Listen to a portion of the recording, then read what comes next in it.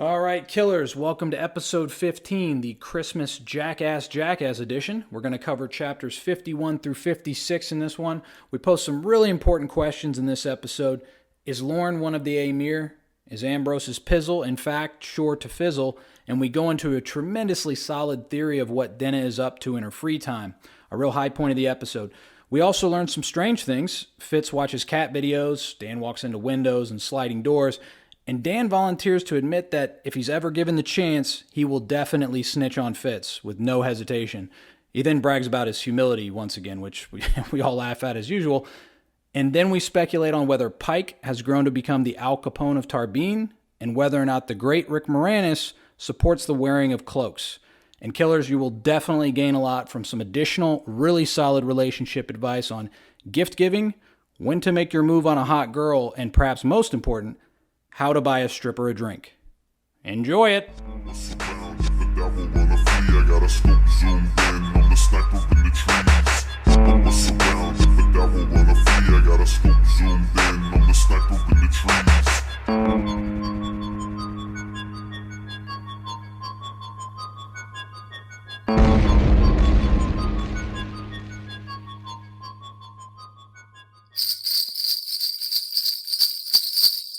Welcome back, killers, to the Christmas edition of the Utmost Killer Broadcast, King Killer Podcast. No matter what year or time of year it is for you all, or maybe I should say in the spirit of paganism and coin a contraction, season's greetings to Yule listeners. Joining us tonight will be Tinsel Tim and Dancer Dan, the stripping reindeer. How are you guys? Doing well. Happy Hanukkah. You just got off the pole. Just got off the North Pole. Yeah, Nice. Christmas North Pole. Well done. Fucking doing my thing. Good. So it's not actually like everybody's gonna be like fucking listening to this in July. Christmas. Yeah, Christmas in July. Yeah. Bring it on. Passover. So you guys put this. They're gonna be like, so you guys put this out like 6 months after you recorded it. What have you guys been doing? Well, anyway, so ho ho ho to all you hoes, and because after 20 years, these guys still don't know my first name. So tonight I will go by the jolly old Saint Fitz and dive right in. Chapter 61, entitled Jackass. So, while going back and forth to Imre to find Denna, Kvothe finds out from Threp that Ambrose is actively petitioning and threatening to keep Kvothe from getting a patron. The two of them get drunk together and they sit down in the Aeolian and write a song about him, and they sing it, and it gets real popular and spreads all around. Kvothe visits Master Lorren to buy back his book, Rhetoric and Logic. He also begs him to rescind his ban from the archives, but to no avail. The next day, Kvothe is ordered to the Horns on charges. Ambrose snitched on him for the song, and Kvothe is made to write a public apology, but when he returns home, he finds out that he's been thrown out of the Horse and Four, and quickly learns that he has influenced Ambrose, that is, influenced most of the shop and innkeepers to not hire Kvothe. He does finally find a home at a quaint tavern called Anchor's, and Kvothe then sits down and writes his apology letter and posts it all over campus. I thought it was a hilarious chapter, guys. What about you? Yeah, this chapter's great. The song's great, and then it moves around a lot. There's a lot of different scenes involved in this chapter. I mean, you could easily split it up into multiple chapters, the way it splits around. But I like, it starts off with his obsession with Denna, and he is super obsessed with this girl. Uh-huh. It goes, I mean, they were talking, was it like 9 times? Yeah, after my 9th trip, I convinced myself it was a waste of valuable time. After my 14th trip, I came to the deep realization that I wouldn't find her. She was well and truly gone again. Like, so he is deeply head over heels for this girl. Yeah, it's pretty great the way he says it, because after my 6th trip, I decided to abandon my search. And then, like you said, after my ninth, I convinced myself, waste of time. Yeah, he's completely awestruck, and he doesn't know yet. It's interesting because there, in so many ways, Rothfuss gives us little things where Kvothe would be like, he would speak to the future, saying, I would eventually find out like this was a waste of time, or I eventually would find out something about his futile act and what he's doing, or futile action, what he's doing. But here he doesn't. Here he lets us find out with Kvothe. He thinks he can find her, because I think the previous chapter sort of ended with, now I know where to find her. So now I can find her whenever I want. And then now he finds out, oh shit, it ain't as easy as I thought. Right? So that kind of plays out throughout. It happens like that a lot. Even every time he like sets a time, other than in Severin.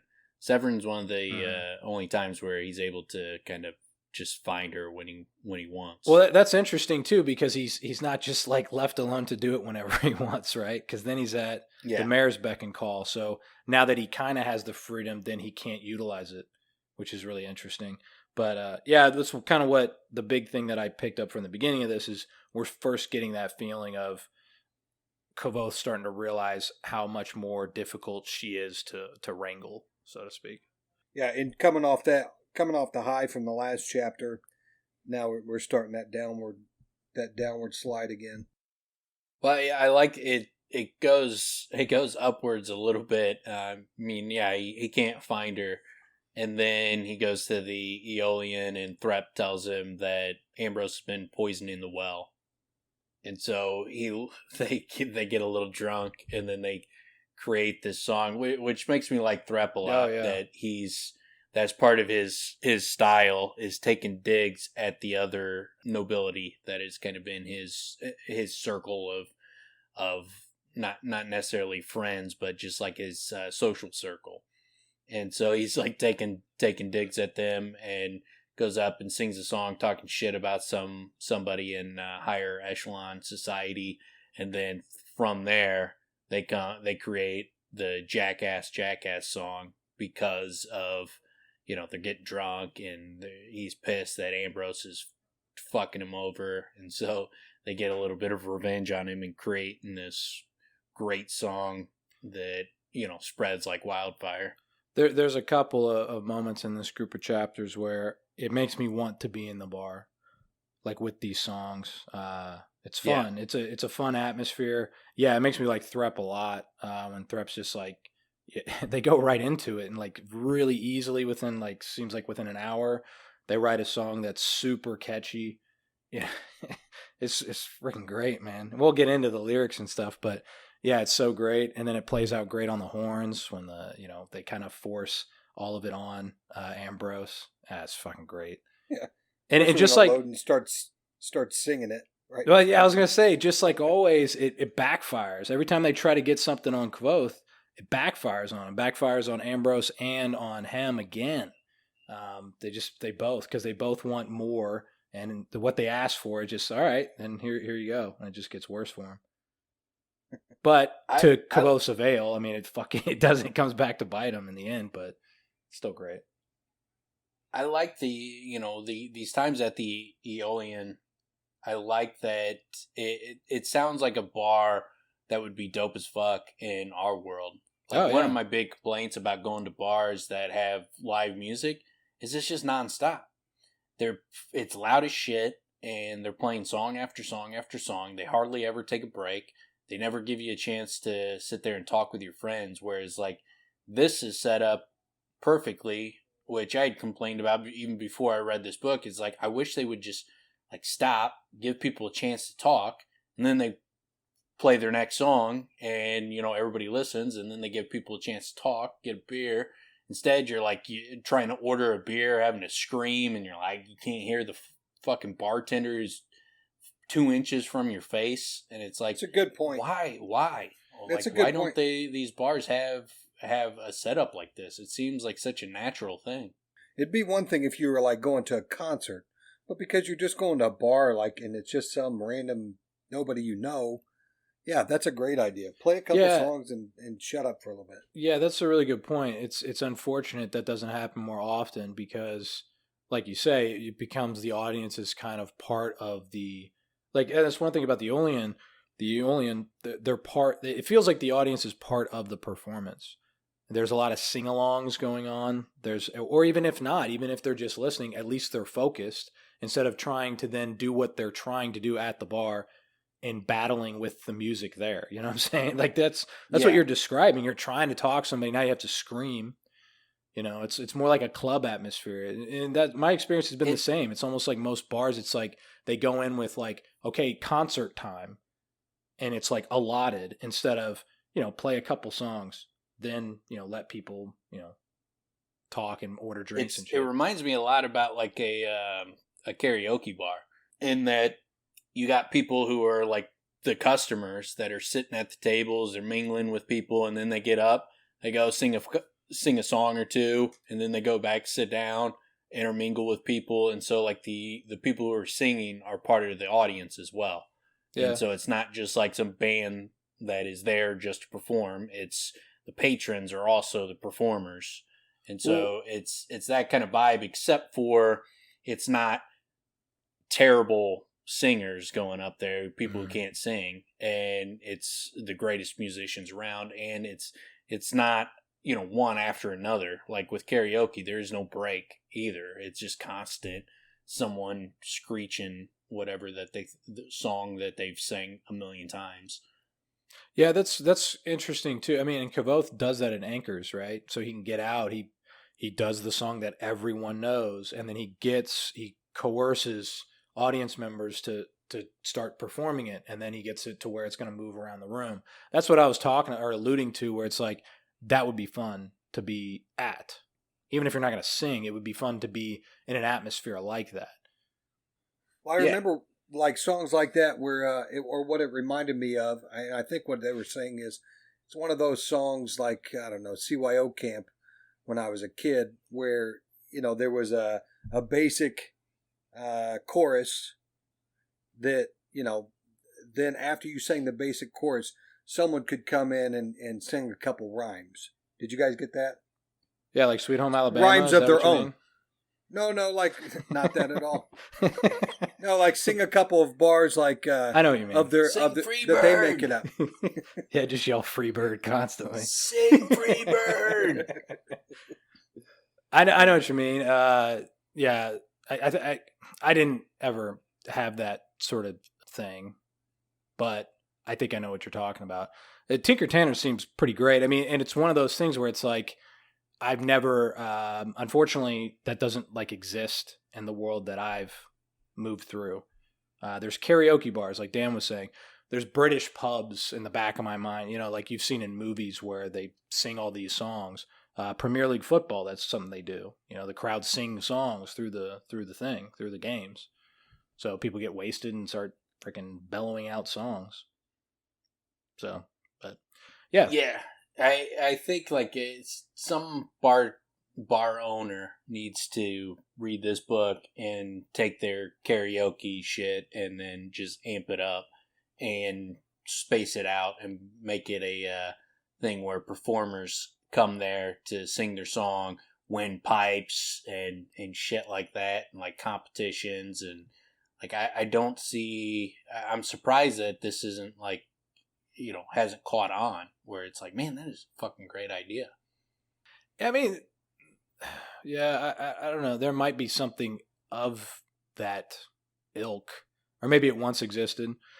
I don't know. It's a really, I mean, I don't know if he just created this out of his own mind, or that's something that used to exist at like the Troubadour in Los Angeles or something. I don't really know, but I know that where there are surroundings of a bunch of musicians and they all watch each other like play up there. Everybody went to go see Jimi Hendrix playing in London back in like the late 60s or the mid to late 60s. So it's, musicians do that, but yeah, this is a different system, which I think would be awesome, and they can make a lot of money, Yeah. So, yeah, I would go to a bar like that where it's, live music, but I can still talk to people and shit and get breaks. Yeah, and you could basically just have a band. You could have your band up there that backs the vocalist, and the vocalist goes up and does his thing. Or if he's a soloist, then he could do his thing without the band. Band takes a break. I like it, Dan. I think you should do this. Yeah. I think Fitz Yeah, should get right bankroll on you, and then we just roll this shit out. Merry Christmas. Merry I'll talk Christmas, to everyone. Rothfuss. Bankroll. I'll talk to Rothfuss, get him put the money up. But yeah, then they get into the song, and so like it catches on like wildfire because they say it was the key to the song's success was its simplicity. You could whistle or hum it. Anyone with 3 fingers could play it, and if you had one ear and a bucket, you could carry the tune. It was catchy and vulgar and mean-spirited, spread through the university like wildfire. Yeah, it's great because So clearly, it really sticks it to him. and basically most people at the university hate this guy anyway. So of course it would spread like crazy, which is great. It's fucking great. Yeah, then he goes to the library, to the archives. This is one of the parts that I think lends a lot of credence to Master Lorren being Amyr.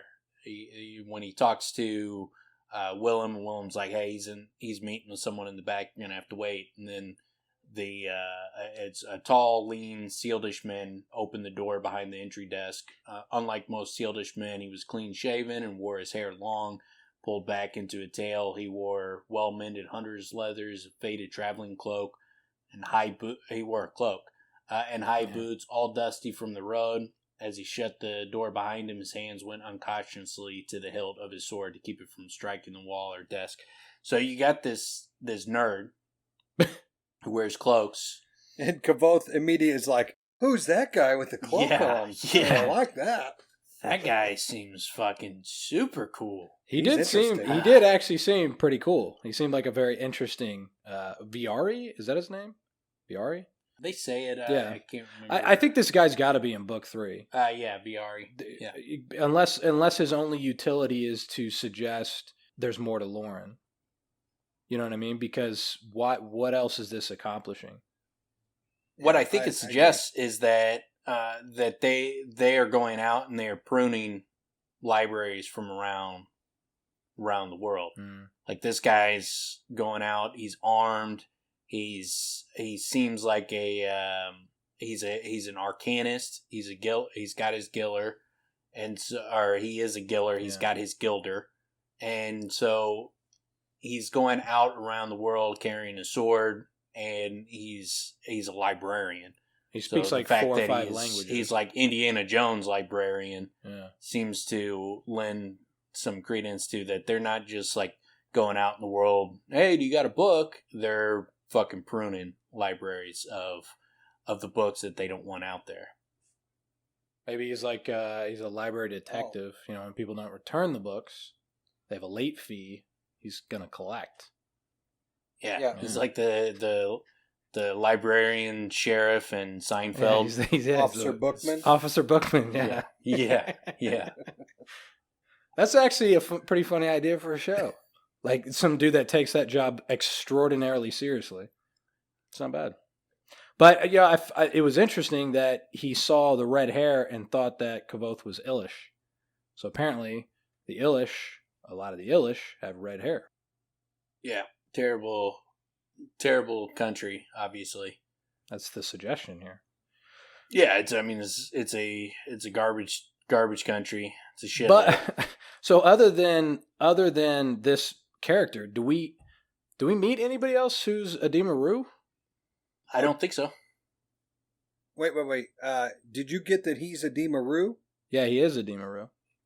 He says, I didn't get that. I just no, not the Sealdish man.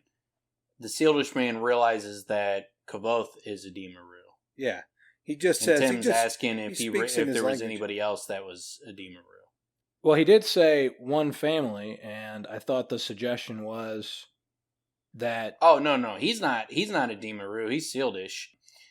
He's just one family is just their like hello. Except for it's like he knows their customs is what that's hinting at, not that he's one of them. But then he also does say folk from the family are a rare thing. Yeah, I guess that doesn't mean he's a Deemaroo. No, he's not. He's Sealdish. Well, and then he's like immediately taken to Kvothe. You know what I mean? Like, yeah, because he seems to be well-traveled, and he seems to have respect for the Rue. So he's different already in that regard. And so he's probably had interactions with the Rue where they've shown hospitality. He understands they're not fucking the garbage people that everybody says they are. And so he seems to have a better understanding of the world than your, typical sheltered, noble dickhead who thinks that they're, all the Rue are garbage people and they steal and rape and murder. He seems that he has some respect for them. Yeah, and I say that because he does go as far as saying I'd stop and share news, but I've got to make it to ease down, blah, blah, blah. And then I'll catch you up when I'm back in these parts. Which, I mean, it seems a little bit... So yeah, it would have to be that he respects the Rue to a great degree because he just met this dude. He's got, he's not beholden to him in any way. I wonder immediately, the Illish, if they have red hair, that's one thing you can tell physically.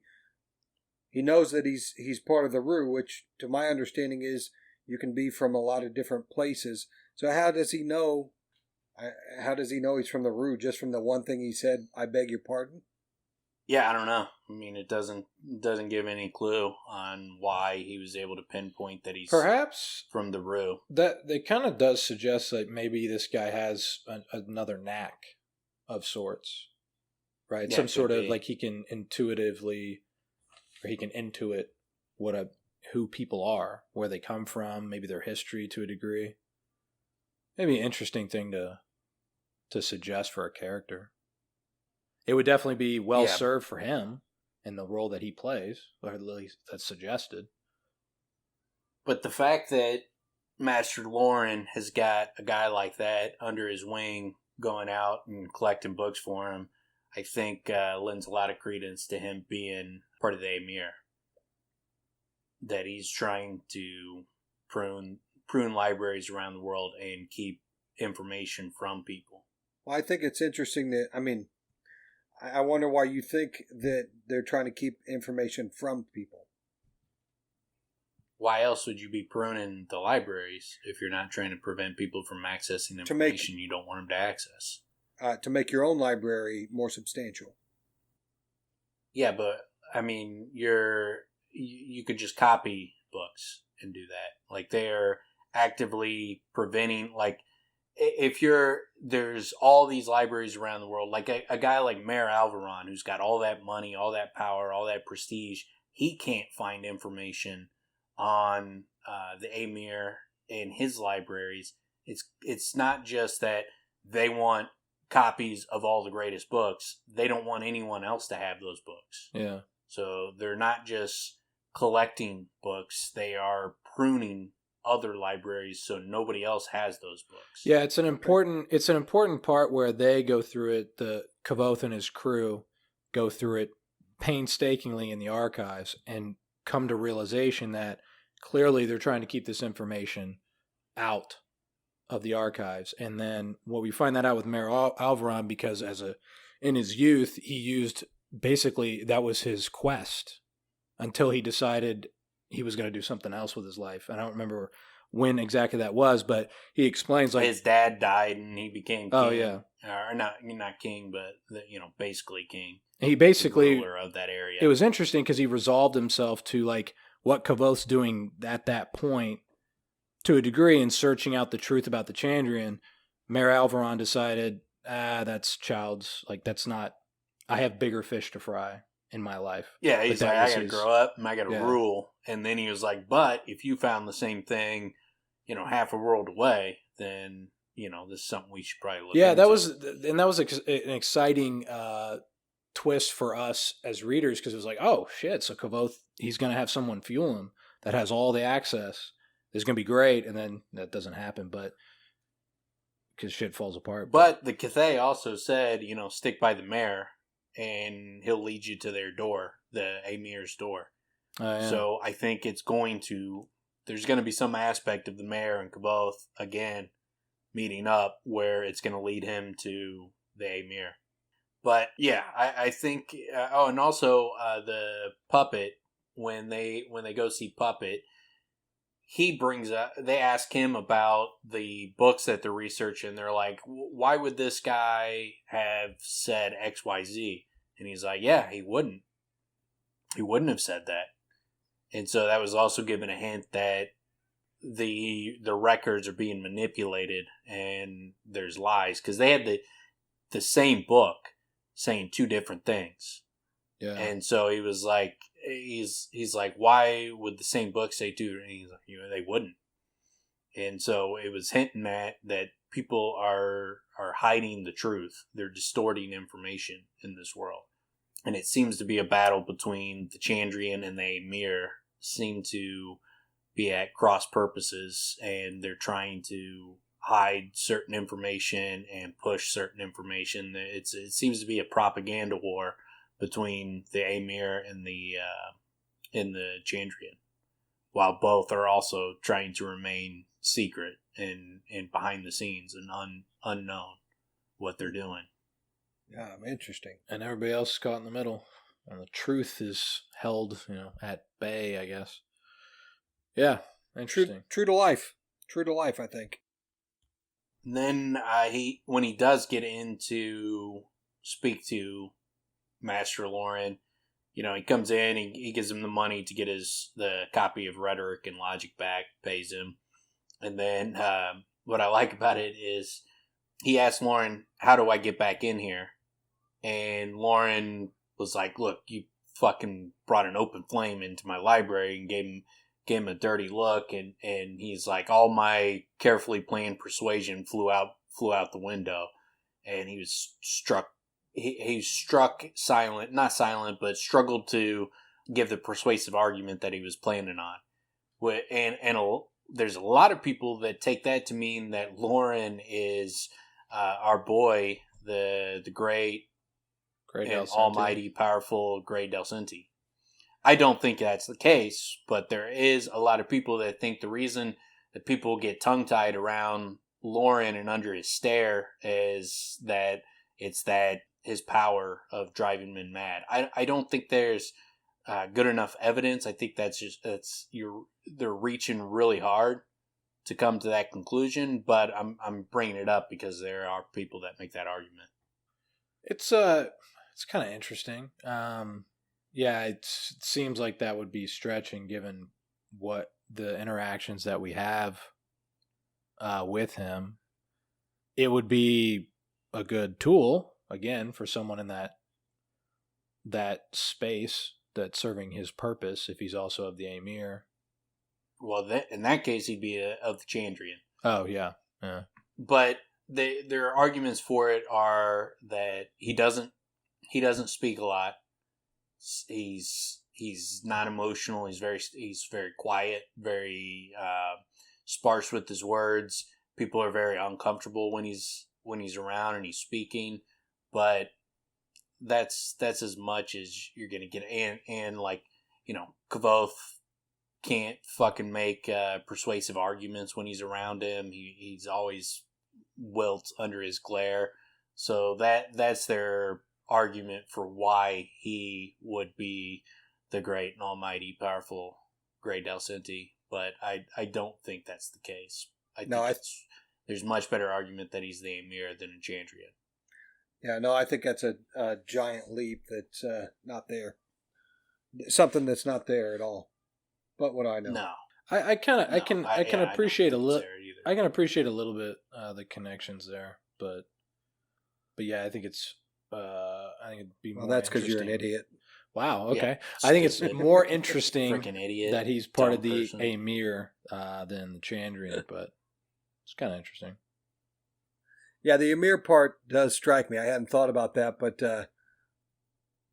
then again, I hadn't thought about how they are keeping changing books and stuff since I read it the first time for a long time. Yeah, I brought it up before. You should pay attention, to the podcast.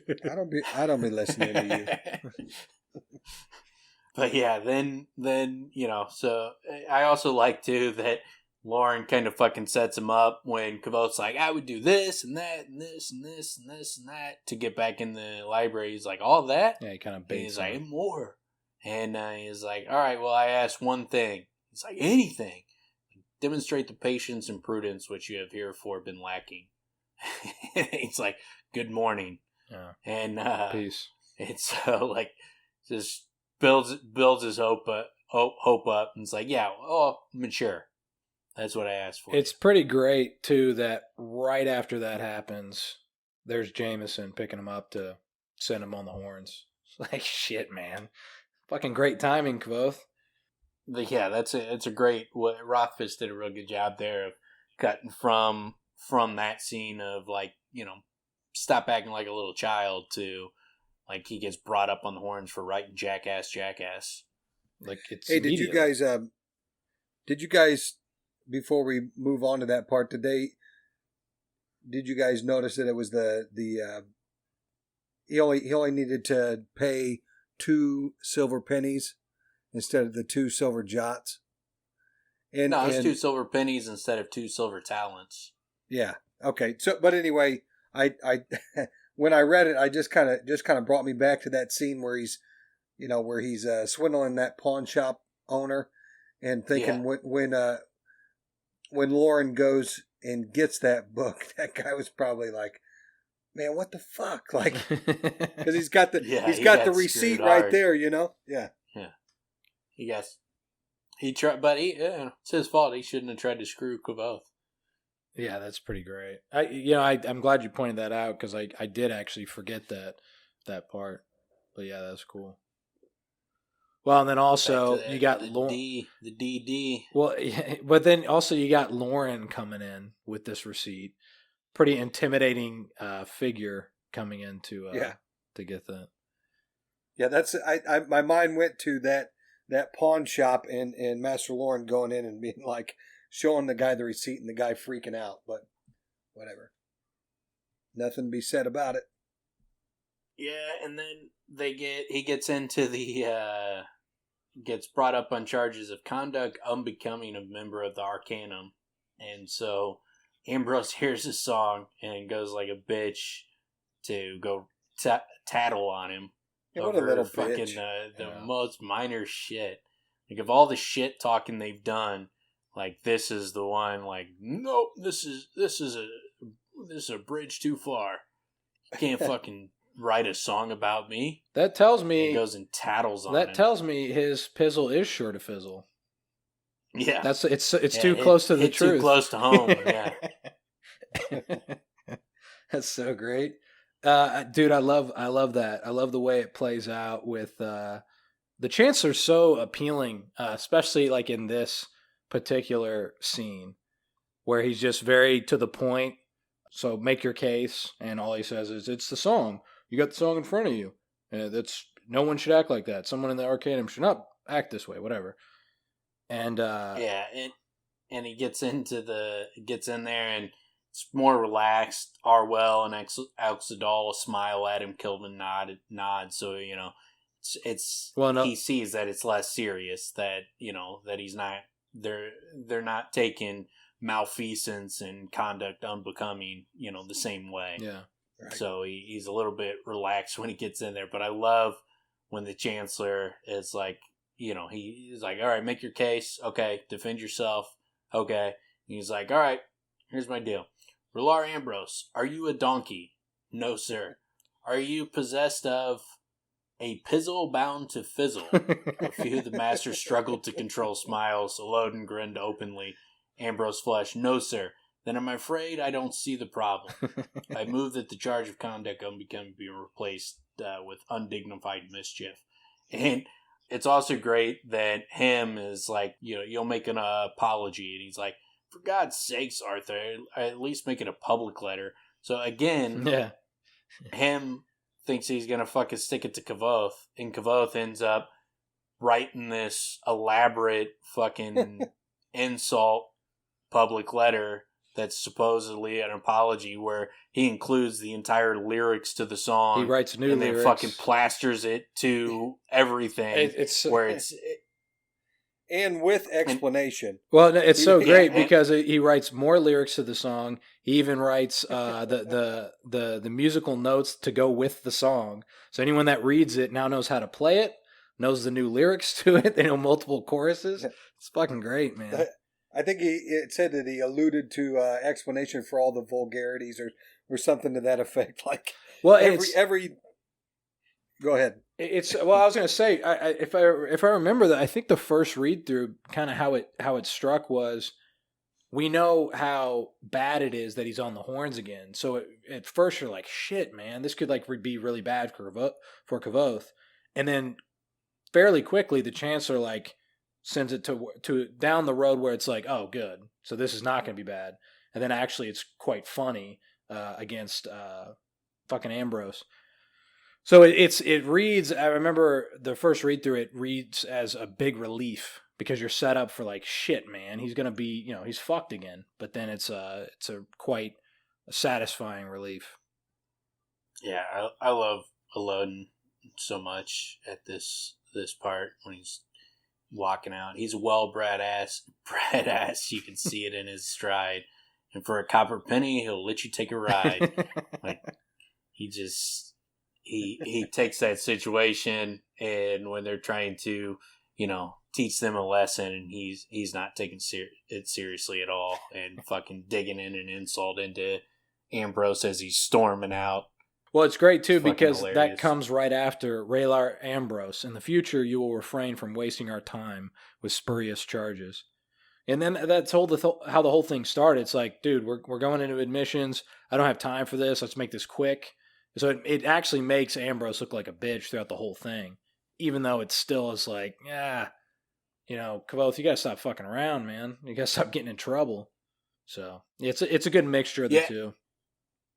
And it comes back and really bites him in the ass, that song, because then Ambrose, goes and he buys, or at least has a friend buy the bar that he was staying at, and gets him fired. And then goes to every single bar in town and over the bridge in Amyr. He goes to both sides of the river or whatever, and poisons the well for him at all the bars.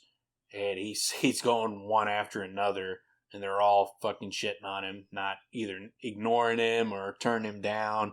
And then finally he goes to Anchors, where obviously that's where he gets set up. But and it makes you really like Anchor. It makes you like Anchor a lot. It also makes you realize quite a bit more that Kvothe is being naive to how dangerous Ambrose is. Plus, we don't really know that this is a possibility until it happens. And then it's like, oh shit, man. Yeah, you don't understand. If someone could buy a bar to fucking spite you, then person's gonna be a pain in your ass. Yeah, man. Yeah, he's making it quite clear. He's buying all these places or influencing all these places. Yeah, it's and he says it point blank. He's like, this should have been this was my first realization of how powerful Ambrose is. But on that point about Anchor. Man, what a likable character, at least from my vantage point. I know I've said before, I'm classic hate authority kind of guy. So Anchor coming in and saying, my patrons aren't these people. I don't cater to those people, and I'd have you come and work here just to spite them. Yeah, I love it. Yeah, love Anchor. Yep. Yeah, and it's like, man, this dude can't do shit to me. I don't fucking serve his kind here. Yeah. Yeah, it's so great, man. And he's even like, man, fuck those people. Damn little gadflies. But it's basically the same thing. He's like, yeah, these nobles think they can buy the world. And he's like, yeah, this guy probably can. So Kvothe's even like, hey, man, I don't want to make trouble for you. He's like, hey, man, I'll do it just to stick it to him. Anchor's the one where he finds out that Ambrose bought the horse and four to begin with. Yeah. Yeah. Like, Anchor's like, oh, you didn't know? Yeah, he bought that place and fucking had you fired. It's like, oh shit. Well, it's great too, because he's like, so what'd you do to him? Like, did you tup his mom? And he's like, no, I wrote a song about it. He's like, come in and play it. Yeah. I'd like to hear that song. Fucking gotta buy a bar and get you fired, and then poison the well at every fucking bar. on two sides of, in two different towns. I just love how. Let me hear this song. This song must be dope. And it seems like I heard not just a Loden, but I think Willem is singing it.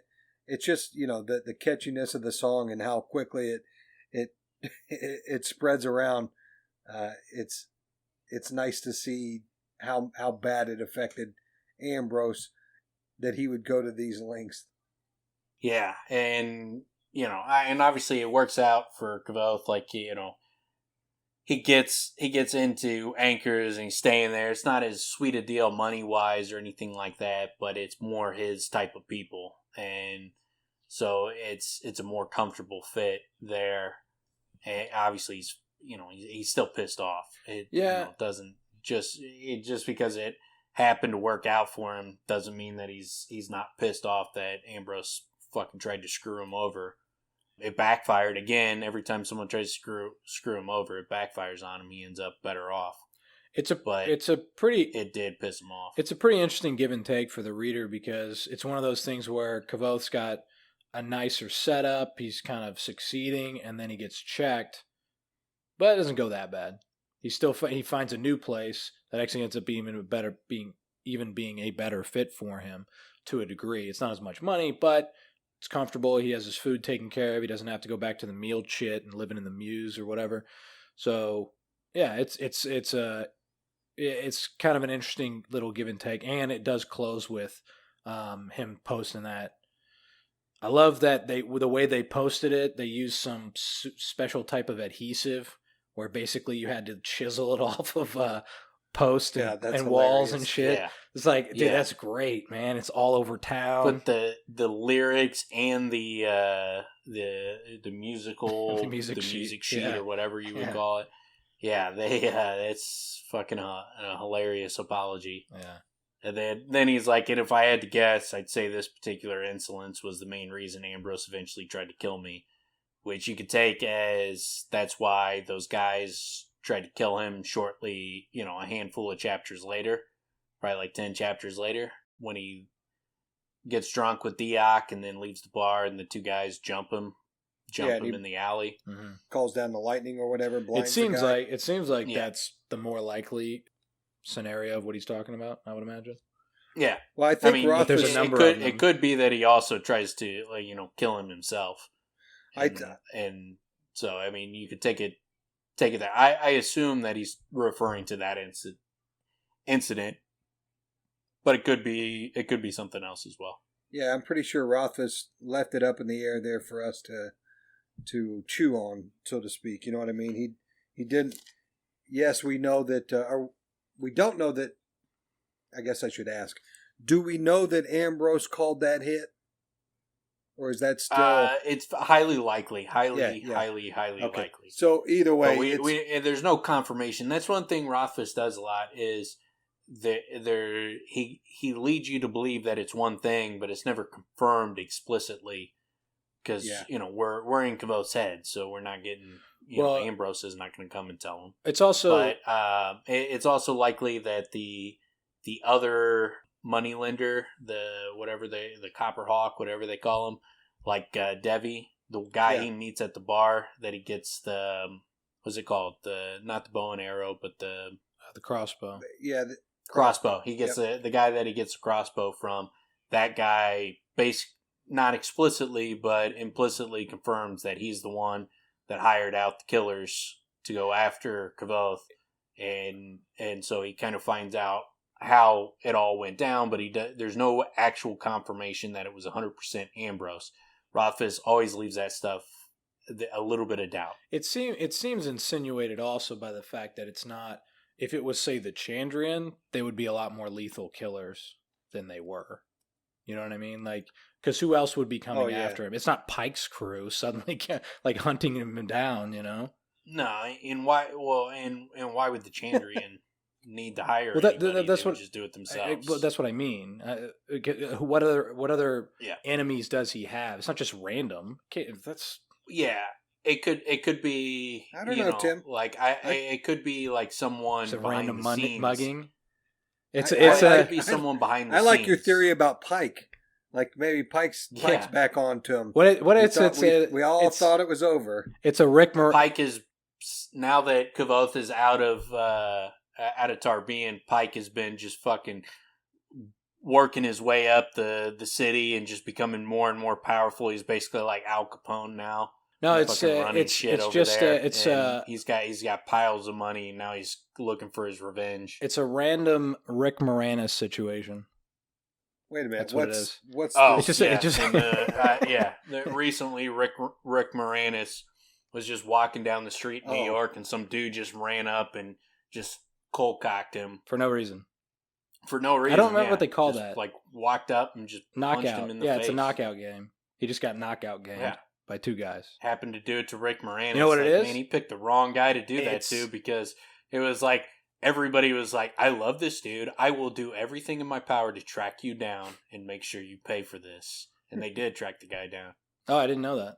That's good. Yeah, they found him. I get how cowardly is that anyway? Yeah, Rick Moranis is like it's fucking 5 foot nothing little wiener. Old man. Fucking what the hell? Cock some old man walking down the street. You know what it was? You're a fucking pussy. It was some people that hate cloaks. That's what it was. Yeah, they don't like the fashion. They were like, this fucking nerd.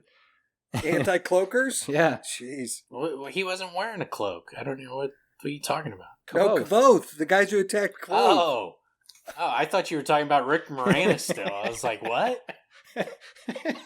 It's like, why? They let anti-cloakers stand. Is not known for wearing cloaks.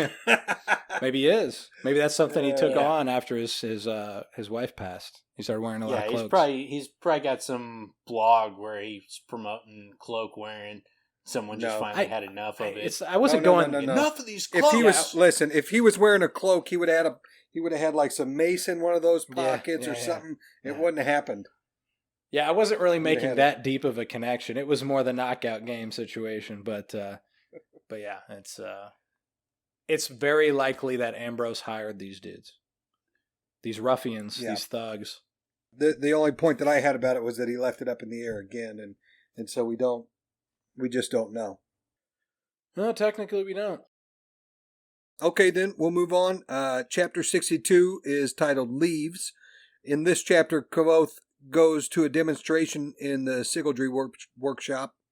He learns about a volatile substance called bone tar. Back at Anchors, Kvothe sees Denna while he's playing on stage, and he screws up and stops his song. Kvothe leaves work early to go walk and talk with her, and they talk about flowers, and Kvothe lets her go to her room alone once again without a kiss or anything else, and questions himself once again. Guys, yeah, I'm continually disgusted with Kvothe since we've talked about it anyway, and we're back into having Denna in our lives. Kvothe, man, quit being a bitch, dude. Sorry, go ahead. Yeah. Man. Well, before we get to Denna, because obviously we'll spend some time on that. But before we get there, I like how it continually lays out like his coursework, and you get a feel for what he's learning. Just kind of lays the groundwork. Like he's in an advanced sympathy with Oxidol. He's continuing that.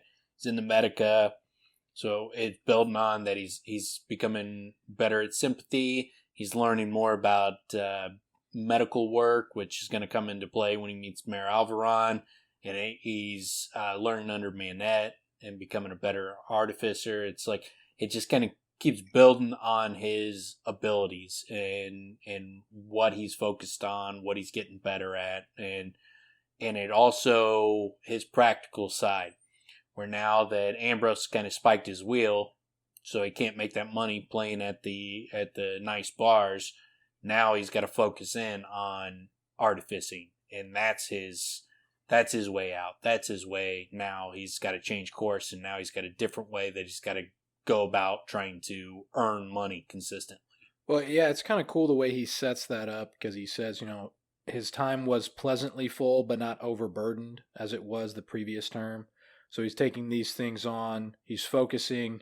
Yeah, and he goes as far as saying, since his search for a patron's not really going to work out, at least not in the time being, he's going to focus on the artificery and being able to make things, earn some pay that way, and really focus his efforts in that direction. So yeah, it's cool because it's kind of leveling out a bit.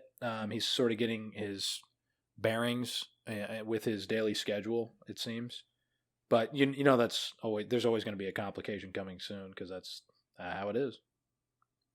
Yeah, and it keeps that pressure on when he's like, if I was able to keep ahead of my debt, if I could somehow muster enough to pay my tuition, if I could finish my apprenticeship under Manette without getting myself killed or crippled by the dangerous work that was done in the fishery every day. So it keeps that pressure on. Like the money is always tight. Definitely in this book and for most of the second book, money is always tight. He's always stressing about how he's going to get to his next term. The pressure is on him the entire time he's at the university in the first book and a half. Yeah, he's always hanging in the balance. That's very clear, and it's always in the back of his mind. He's always got that tension of Debbie, that what he owes, and then also the tuition, what that's going to mean. And he just always has this. He kind of reminds us of he's got desperation, and some of that I feel like is a little bit short-sighted. Of course, I'm not living in his world where he owes Debbie and he owes and all this other stuff, but he's also not willing to open himself up to other opportunities. He is in terms of making his own money, but you would have to think once he shows his worth to Kilvin, he shows his worth to Elxadal, and he shows his worth in the Medica, they'd probably help him out. If he had trouble making his tuition, he could probably get some assistance in some way, shape, or form, but he doesn't. I don't know if it's pride or I don't know, or if he's not even willing to consider those possibilities. Is that even ever brought up? He thinks about borrowing money from Sim and Will. He does not ever think about going to the Masters. I think he could go to Kilvin because of what he's doing and asking for an advance, saying, "Hey, look, I'm broke. I got debt. I got to pay off. Is there any way you can give me the money for my tuition and to pay off Debbie, and then you could put me under a strict regiment where I have to do XYZ for you to pay that debt off." I think he could go to Kilvin and make some kind of an arrangement. I don't think Kilvin would just be like, "Well, here you go, whatever you need." Yeah, no, I know. Kilvin would demand that he perform certain activities. Way outside of Kvothe's character, though. But he's proud. He would never do it. Yeah, I agree. But it's a possibility, and he's shown his worth. He shows that he works hard. He shows that he's careful. Like they respect him at this point. They all three of them do. Arwol, Manette, or not Manette, or Manet, Kilvin, and Elxadal. They all do respect him. So I have to imagine. I mean, had to have been. I feel like there had to have been students in the past. Although he set a precedent by getting paid to go, and also he set a precedent by telling people he got paid. So maybe that would make a master reticent to fucking loan him money, because then you're setting a new precedent where now I'm a money lender. Yeah. So yeah, it would. I think he could work out a deal with Kilvin. Yeah, Kilvin. I think you're right. I think Kilvin would do it, but Kvothe would never do it.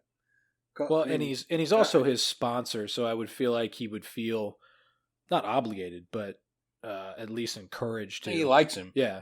But no, I agree with you. It doesn't fit Kvothe's character because he is too prideful. But I'm just saying there are certain points where he puts himself in this position where he's like, I have no other choice.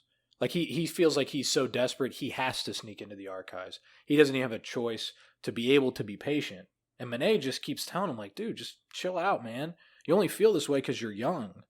And it's funny, as you get older, you start to realize what he's talking about. Because when you are young, you think everything has to be done now, and you don't have that patience, But it's interesting. And one other thing, like, he's not French. Yeah, sorry. It's Manet. Yeah, whatever, dude. He's ham sandwich to me, man. He's Manat sandwich. Manet. I see his name as Manet, man. Fucking yeah. Manet. He's not French. There's no French people in this world. You throw my whole train of thought off there. Nice, Dan. Tim just looks at him and is like, "Man, that guy would surrender immediately." That is a ridiculous. Under any that is such a ridiculous. whatsoever. That's such a ridiculous. Especially if you have some knowledge of like the Crimean War and World War I, and it's such a ridiculous thing to say about the French. No, but stupid Americans. They would fold like freedom fries. Yeah, it's fold Dan's like taking Dan's taking the freedom fries route. Friends of America, Eat my bro. freedom fries while they fold like an accordion. It's ridiculous. Eat my thin I pancakes. do like how he builds out the world with Fella is there, but it's more for the equipment than it is, for the sigildry. That's kind of interesting. So it makes it feel more like not a gymnasium, but it's a laboratory, and people utilize the tools for multiple reasons. It's not just for like classwork; it's also for what she's like sculpting, cut tile and glass. Sculpting glass, right? Yeah. So that was kind of cool. I thought that was. Yeah, she sculpts and works with cut tile and glass. I like the part I like the most about it is Kvothe's like, I didn't know fella worked here. And he's like, oh, I'm surprised I haven't noticed. And Manette was like, yeah, so am I. Like, he's like, yeah, you got this bombshell walking through fucking the mechanics fucking garage. And yeah, I'm surprised you didn't know there's fucking bombshells walking through here. It's kind of interesting. He does look for her again later in this like scene. And I'm not sure why. It's not really explained, but he looks for her again. He looks down in the workshop, but couldn't see her. Because she's extremely attractive. No, I get that, but that's why like she's hot. Yeah. And like, I mean, even if you're not gonna approach a girl and you just see this super hot fucking chick and there's no other ones that are around, like your eye is gonna gravitate towards her. You're gonna constantly you can almost not even resist it. Just that pull, like to turn your head and just like look at her again. Well, and he's setting up for you to wonder why when later on he saves her and she comes on to him and makes him a real nice cloak. Am I right? This has been a while, but she makes him the cloak. Yeah, that I think that what he it still sets up just doesn't. Well, what I was saying was it sets up that for you to wonder why like how deeply in love he is with Denna for whatever reason. Well, I think what it really sets up is why she's there, when he saves her. Like that's what a Rothfuss I think is doing, is he's just putting her there to in your mind. Like Kvothe needed to save someone, and so there needs to be a reason why she's there. Yeah. And so definitely that's what that's 100% what he's doing, is he's explaining why she would be there. Because shit's about to go down, and it's only like it's chapter 66, so this is 62, so 4 chapters later. So, a quick question, Manette. It seems like with this bone tar, were they saying that it's the newest substance, and then also, what did they say that they use it for? Emitters? No, it's not the newest substance. It's new to the first termers. And so the people who have not been there are seeing it for the first time. So that's why, like, Manette's like, he was like, why are you here? You know all about this stuff. And he was like, I want to play Dutiful Mentor. And it's, I like to see the first termers' reactions. And that's also why, like, when Kilvin makes it light on fire and there's that big spark that blinds everybody, Manette like fucking nudges Kvothe like, hey, close your eyes, and gives him a heads up because it's around. Manette is well aware of this stuff. And what it's used for is when they're making things like sympathy lamps, they can make a blue emitter instead of a red one, which is less harmful on the eyes and a lot more expensive. Yeah, and way more expensive. Yeah, I like. So it's. Manette kind of is like it's worth the show. It's worth showing up because it's interesting to hear. And I like how he's like, it's too bad Kilvin isn't more of a showman. Like Elxadal would really put some panache into this display, basically. Like Kvothe, you picture Kvothe, showing everybody what Bone Tar would be like. It'd be a whole thing. Everybody would show up because it'd be so exciting to watch how he, shows the examples. But Kilvin doesn't play that shit. He just quickly shows it's dangerous and moves on. Kilvin gives the technical term, the regum ignol neratum, and Manette's he's the only one that calls it that. It's Bone Tar. Yeah. It's it's caustic. Spill it on your arm and it'll eat through to the bone in 10 seconds. So it's extremely dangerous. And then also, you get the other thing, he's Kvothe, when the fog catches on fire, he's what the hell do you call that? I asked him quietly. It's fire fog? It's we could. Kilvin would probably call it atmospherically activated incendiary action. It's pretty. But you get that. It's pretty great difference in the personality between the teachers. Yeah, the whole explanation back and forth is really interesting because he's explaining something that's very, chemistry, kind of physical science, and that's a challenge. But he does it in a way that you can really sort of picture how it forms, what it looks like, and you get a feeling for what we need to know is how dangerous this is. And how a tiny bit is extraordinarily dangerous. So once we know it's eating up the whole table and spilling all over the floor, shit is about to go down. I like Kilvin's no nonsense approach to it too. Just quickly shows him this extremely volatile substance, and then it's oh, that's it. And then just walks off stage, or walks off, without any further explanation other than this is what it is, this is what it does. Watch out for it. Yeah, avoid excessive heat in its immediate vicinity and just walks away. Kvothe's is that it? He's very matter-of-fact about it. Well, and I like how Manette's even what else needs to be said? Kilvin doesn't let anyone work here unless they're careful, and now everyone knows what to be careful of. So that's where we get the explanation of what it's there for. I love, this is again one of those instances where I like Kvothe so much, where they talk about how dangerous it is, how there's utility in it, and the first thing is Kvothe's hey, you want to show me how to use it? You're supposed to be scared of this thing, and the first thing he wants to do is find out how he can use it. Yeah, well, he heard he can make more money. Yeah, that's cool. Yeah, that's one of the things I like about Kvothe. He takes risks. And then we get to the bar, and he's playing his song, and in the middle of it, he sees Denna, and at first he's I see her everywhere, and so, it wasn't actually her. And then he's and then I looked again, and it was her. And then when she smiles at him, he falls to fucking pieces and fucking loses the song and just fucking completely trips himself up. He's, that's part of what's frustrating about Denna is, she misses those kind of cues, where it's this dude is, so fucking head over heels for you, because she's I look for you and I can't find you, when he's I look for you, and she's, oh yeah, sure, you look for me. It's dude, all you had to do was smile at him, and his fucking song falls to pieces.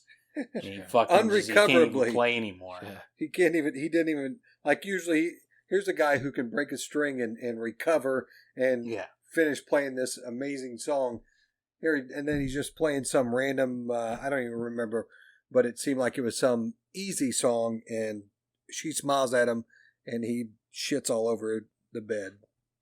Yeah, it's funny. Can't even continue. I thought it was kind of funny how he mentioned that everyone laughed. They cheered and booed in equal amounts for a minute or so, enjoying his failure, more than they had the song, which is kind of, it's an interesting little thing. And he says, such as human nature, people taking pleasure in the fact that, the fourth wall comes down on his performance, so to speak. He's a real person, whatever. It's kind of interesting. Yeah, I like failure. Failure's pretty fun. Fail blog. I like it's to watch Nelson from The Simpsons.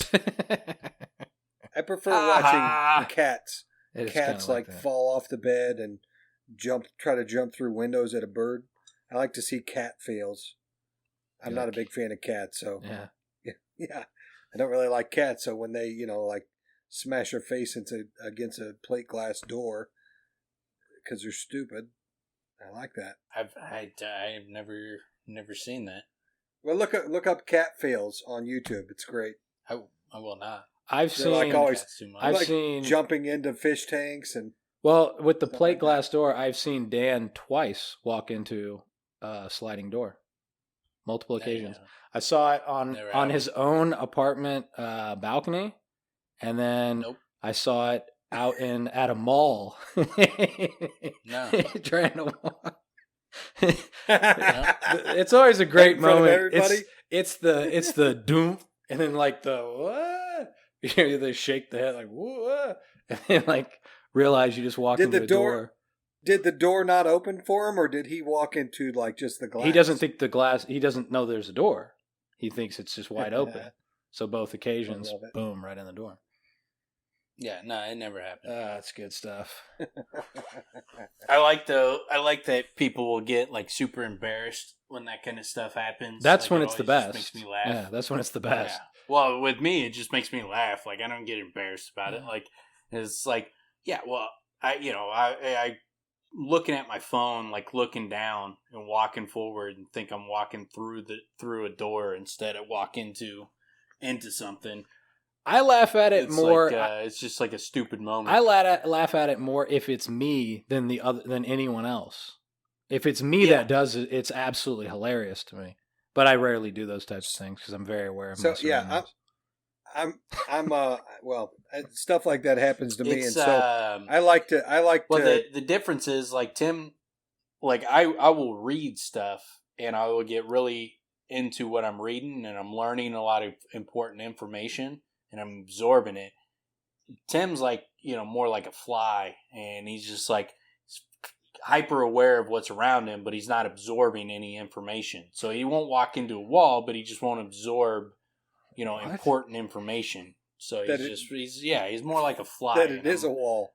Yeah. That the wall exists. So he's not going to hit a wall. But he's not going to absorb anything either. Know what I'm saying? Know what I mean? I'm not going to I absorb think the impact of the wall. Is that what? Yeah. See, I like to lay it on a little extra thick. Like when I'm a klutz, so that stuff happens to me all the time. So like if I trip in the middle of a mall or something, I like to right after it happens, like jump up and take off running and make people think that I'm super embarrassed, just because if it's going to be me, it's going to be me. I do. Make you laugh I anyway. really like. Lawyer! You start screaming, lawyer! I really, I need a lawyer up! I really like when someone does just like barely trip and then just turn it into a trot. Like, yeah, I'm jog. Yeah. I'm just jog for the next 20 feet. Yeah. And then I'm good. Yeah. It's a great move. Got my workout in. Oh, Totally meant to do really that. covered up too. Like, oh, check the watch. Oh no, I'm good on time. Then she can slow back down to a trot. I completed my steps for the day, actually. Look at my Fitbit. Yeah, Kvothe doesn't do any of that.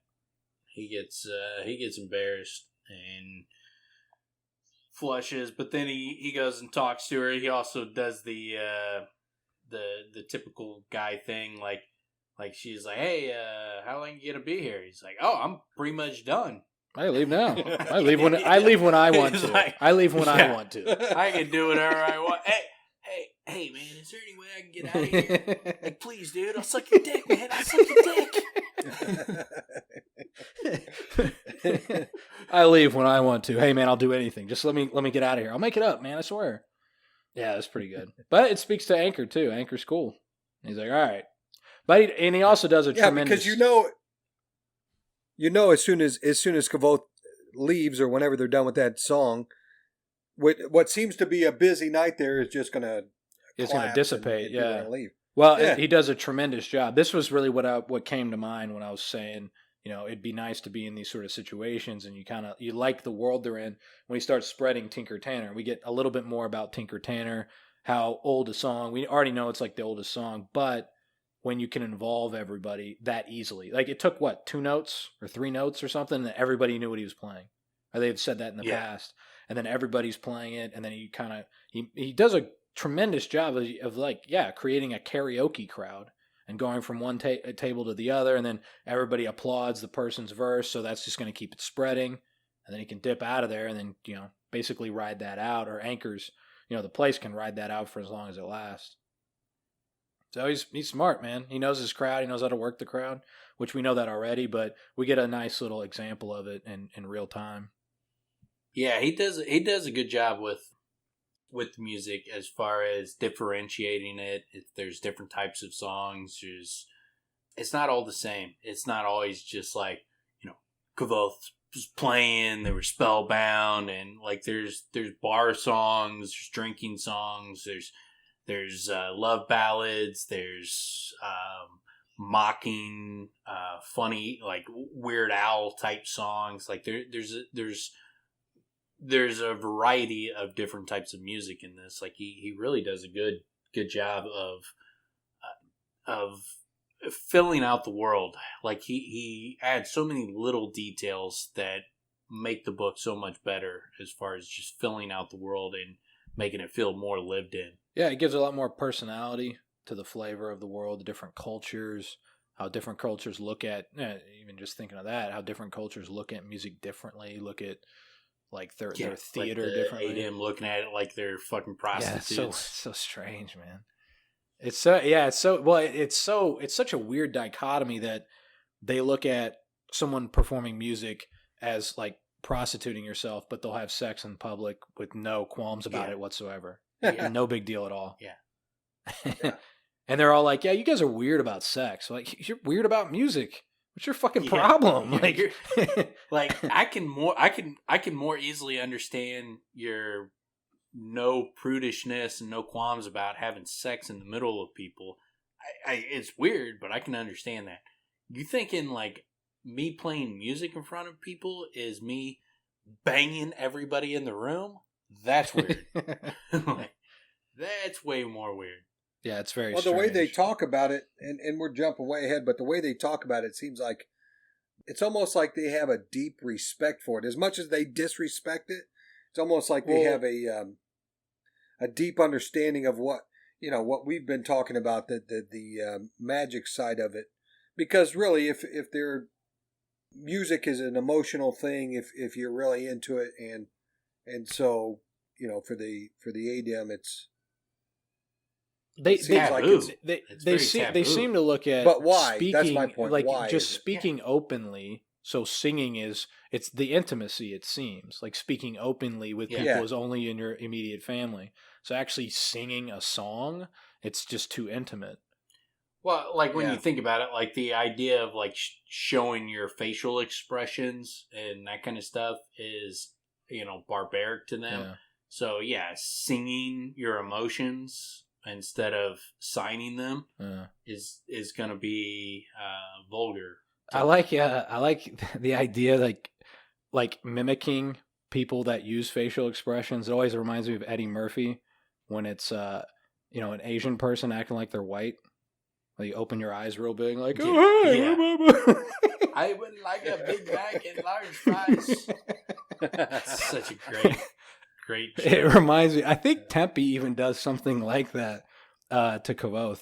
It's either Tempe or I don't know, maybe his teacher, but it cracks me up.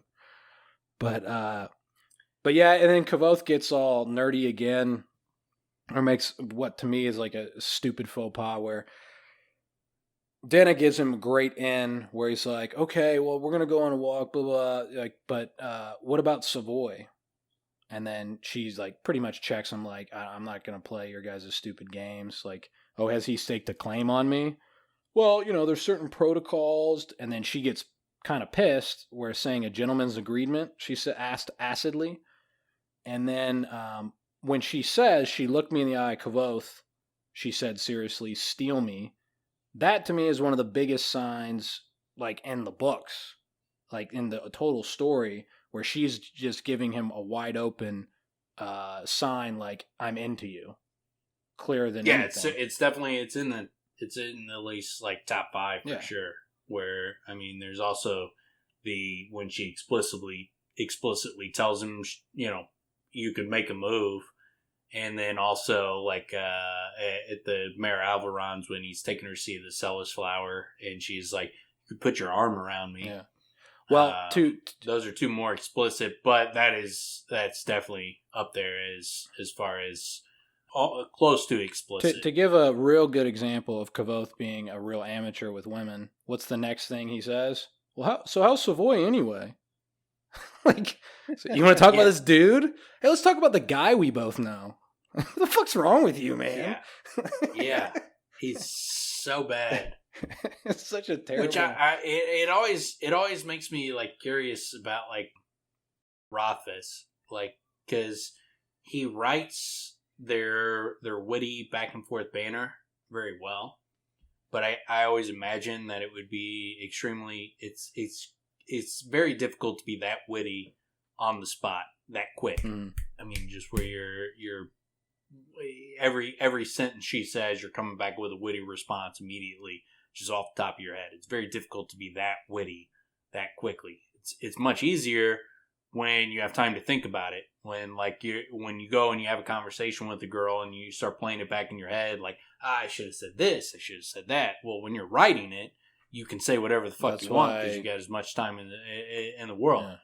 But then, like, there's these moments where, like, Kvothe or the interactions are very awkward and very nerdy, and you're like, is that Rothfuss? Is that the actual Rothfuss? And or is he just one of those rare super fucking? Because there are people there's some people like I follow that are just like so fucking quick, so quick witted, where it just shocks me how quick they are with their wit, where it's like, well, man, there are some people that are like that.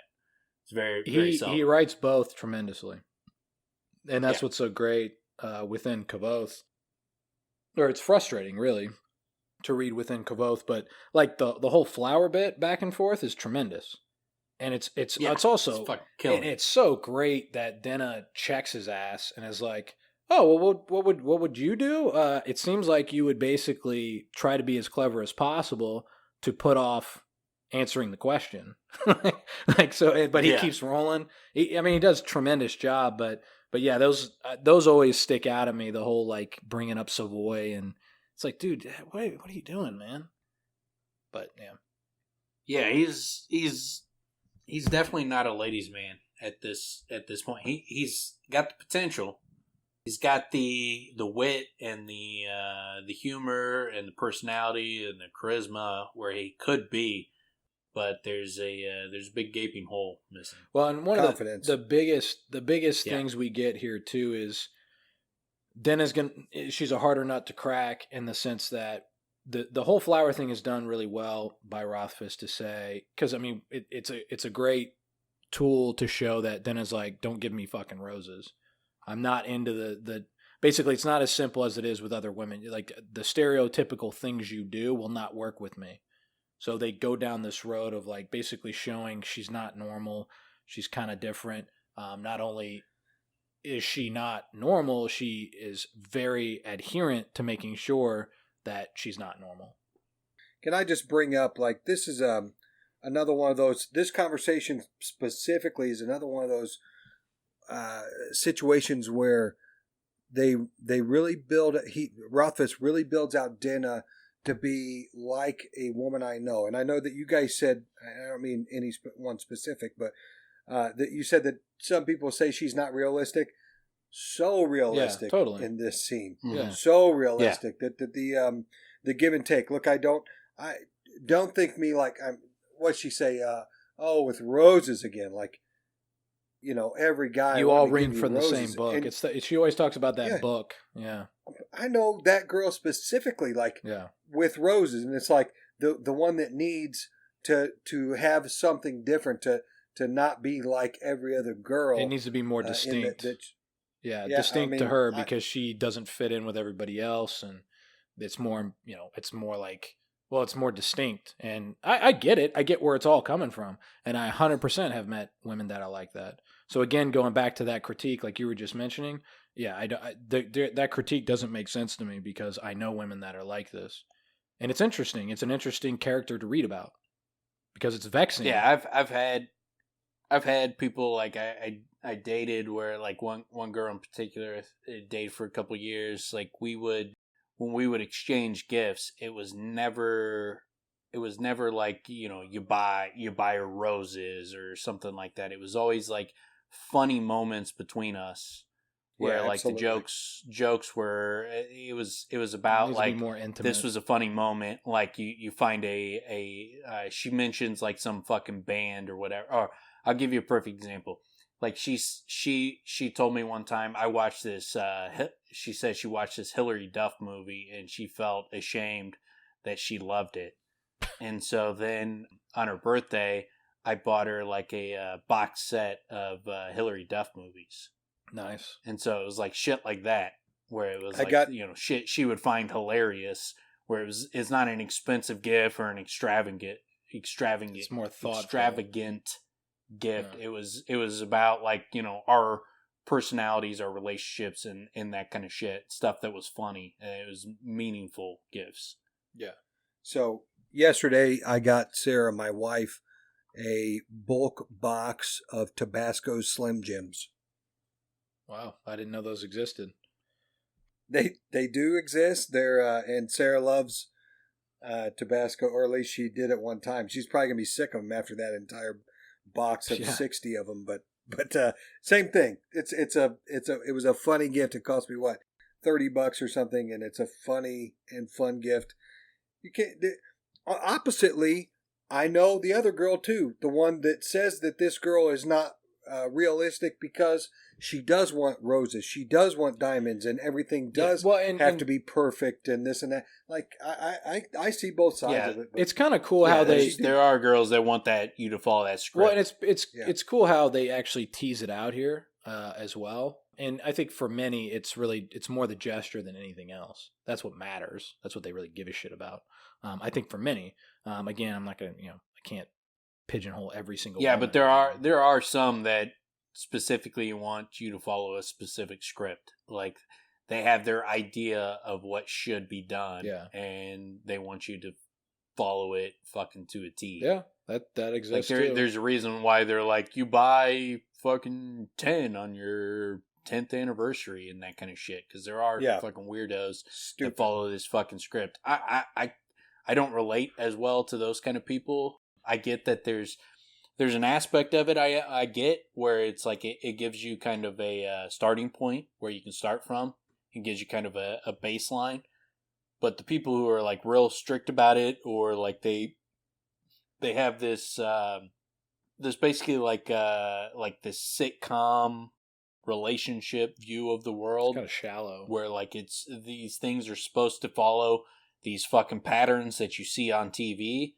Like I understand those people, but I'm not like that at all. No, like so I relate more to the people who are more spontaneous and got a little bit more of an edge to them, and a little bit more of wildness, a little, there's something different where they just don't want the same thing. So that's what makes me like Denna.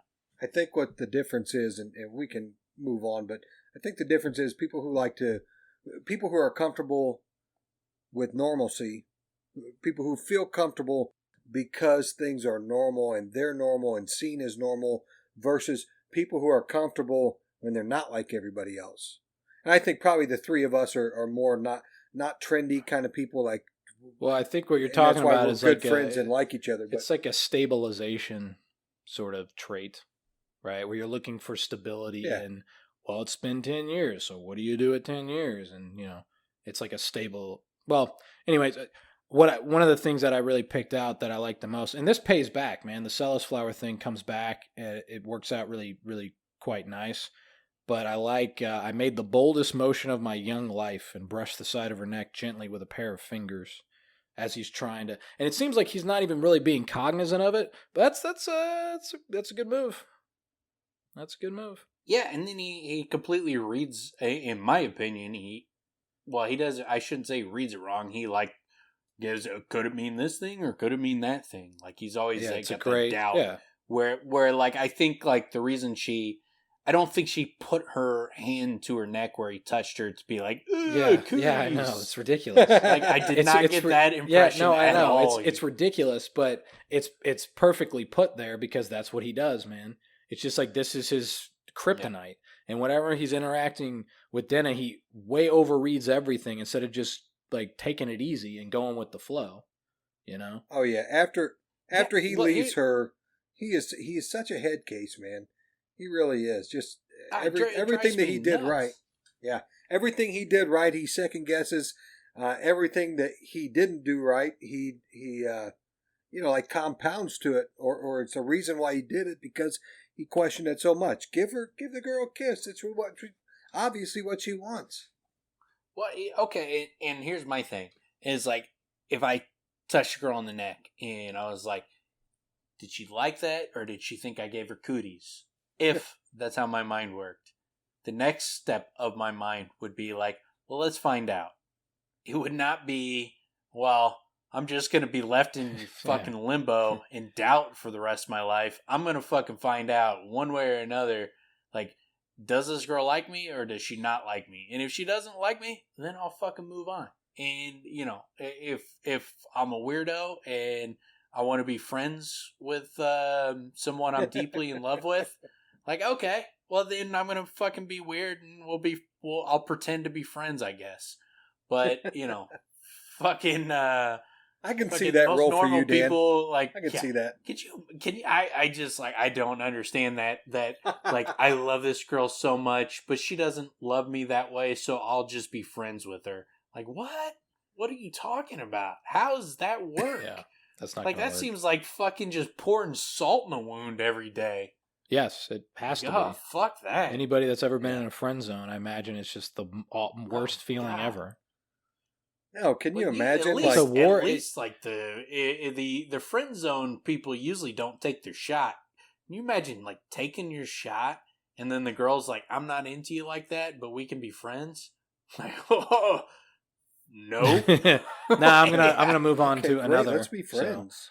So. Okay, well, we'll be friends. Like if you take your shot with some girl you're not familiar with and you don't have that connection, but like if you're deeply in love with a girl and then you take your shot and you get shot down, like nah, then you move on. Yeah. But like Kvothe doesn't even take a shot. He's just like, I'm gonna fucking just live in limbo forever. Like that. So I guess that seems like the worst kind of torture. So I guess the way to encapsulate that and make it justifiable is he lost everyone. So he's so desperate to not lose her that he won't take the shot because he'd rather be in limbo. You know what I mean? He'd rather be in limbo than lose. Yeah, but I get it. I couldn't do that personally, but I also didn't lose my entire family when I was 7, 8 years old or whatever he was, 11, 12. I will throw this out though. This is like his second, third time seeing her ever. Look, she throws out plenty of hints that Kvothe should take as she's into me, but really, like in real life, it's not like they're on their 5th date or 7th date. They've met each other 3 times. They've spent. Yeah, and it's also not like they see each other in the hallway every day either. You know what I'm saying? Right. Yeah. Yeah, I don't know. I'm throwing that out there because it's a reality that the first time they see each other, she takes the part. He sees her. They talk for less than 5 minutes. The next time he sees her, their first interaction, they're with each other for a few days. Yeah, and then they talk a whole night, right? That's when they first. Like I mean, he's had like I've never like had a girl that like I spent days with, where and I'm like talking to her all night, and then just like especially that much. If of I a was connection. interested in but, her, not make it known, not make any kind of move, or not make any kind of like it's there's hard hardly for any me physical to contact. Understand that kind of fear of rejection. So you're saying just about the first night, because that was what, 6 months ago? Well, yeah. Like here's the thing. Like I can kind of understand it in the first few times they were together, because he's just coming out of Tarbean and he's been living like a bum for a while, so I can understand he's emotionally scarred. But then he sees her at the Aeolian. I understand why he doesn't fucking take a shot there. When she comes to see him play, and she's like, "Steal me," and they're having this extravagantly 6-hour romantic conversation. banner over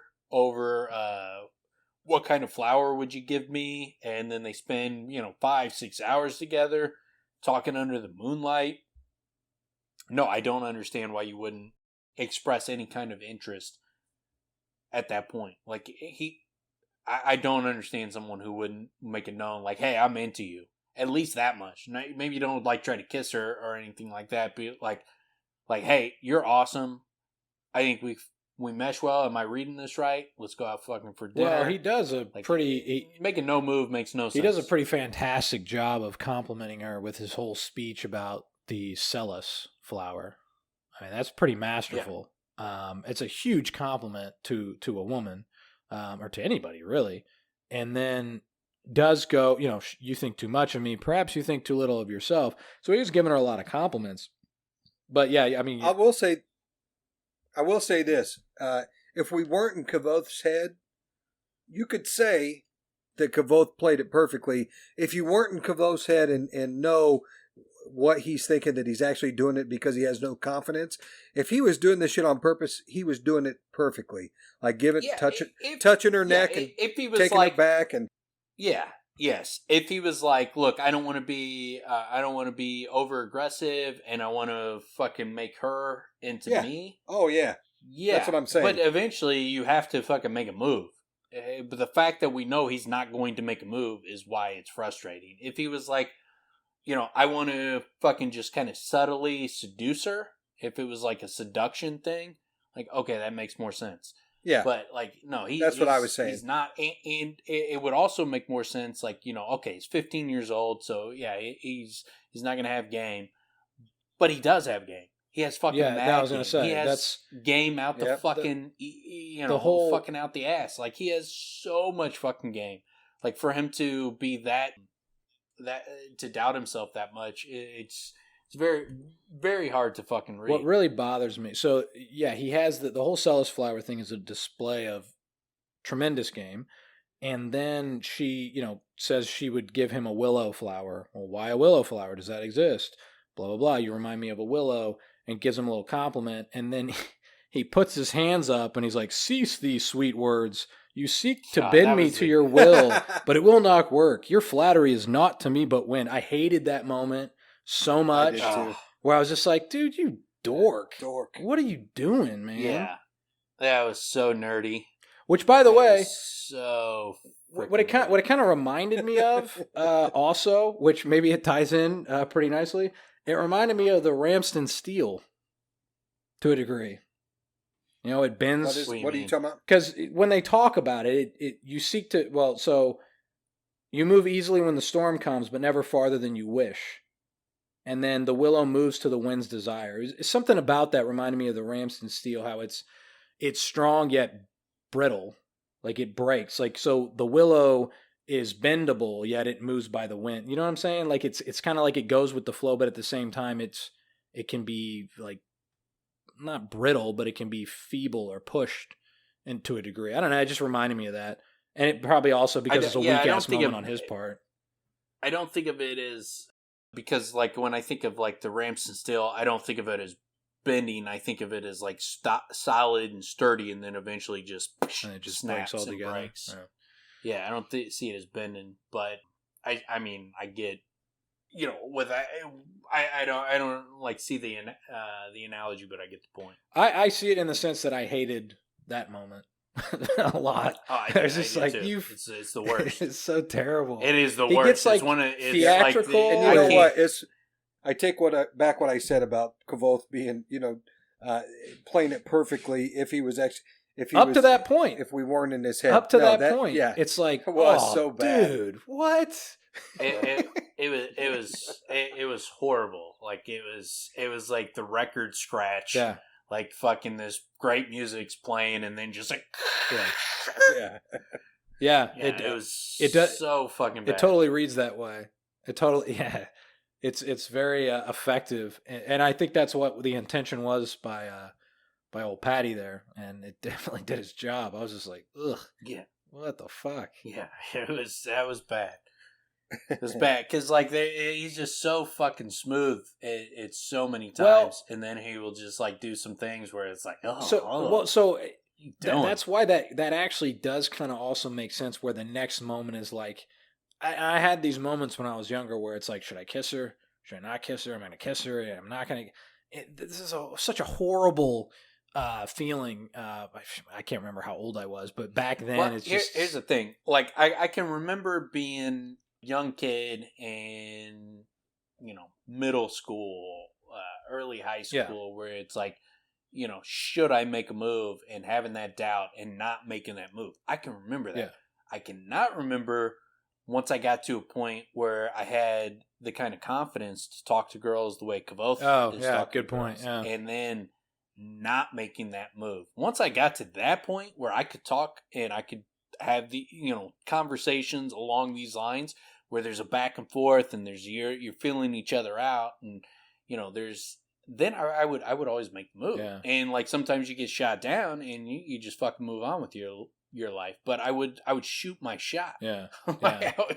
Like I don't it's hard for me to relate to people who don't shoot their shot, and it's very hard to understand someone who's got as much game as he does to not shoot your shot. And he does continuously, he does say things like, Deoch's warning made me uncertain. Perhaps what I felt was nothing more than Denna's natural charm, her charisma in itself, rather than an attraction. Like all boys of my age, I was an idiot when it came to women. The difference between me and others is that I was painfully aware of my ignorance, while others like Sim bumbled around making asses of themselves. But, it's interesting, and he does, and what I was talking about earlier, he could think of nothing worse than making some unwelcome advance towards Denna and having her laugh at him. I hate nothing more than doing things badly.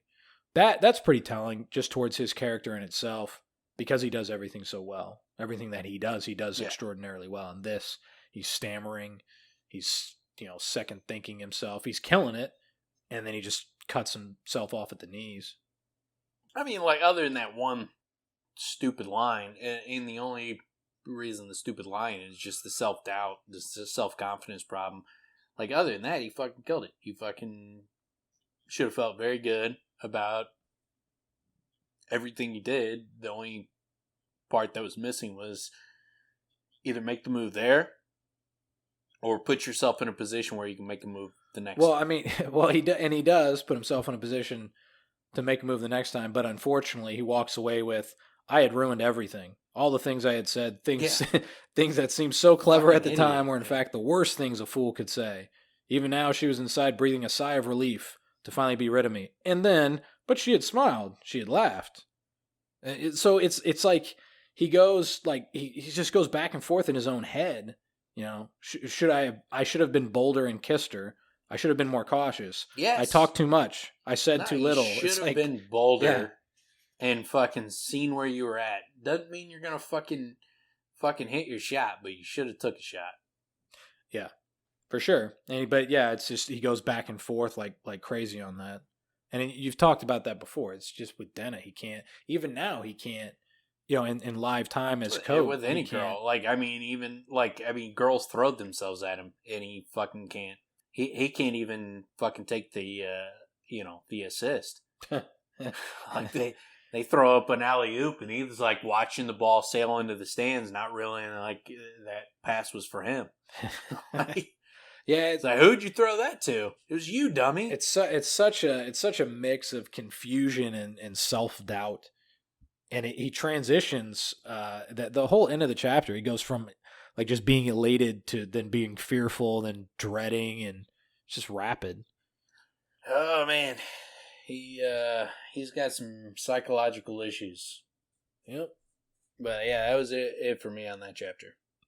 Okay, then chapter 63 is titled Walking and Talking.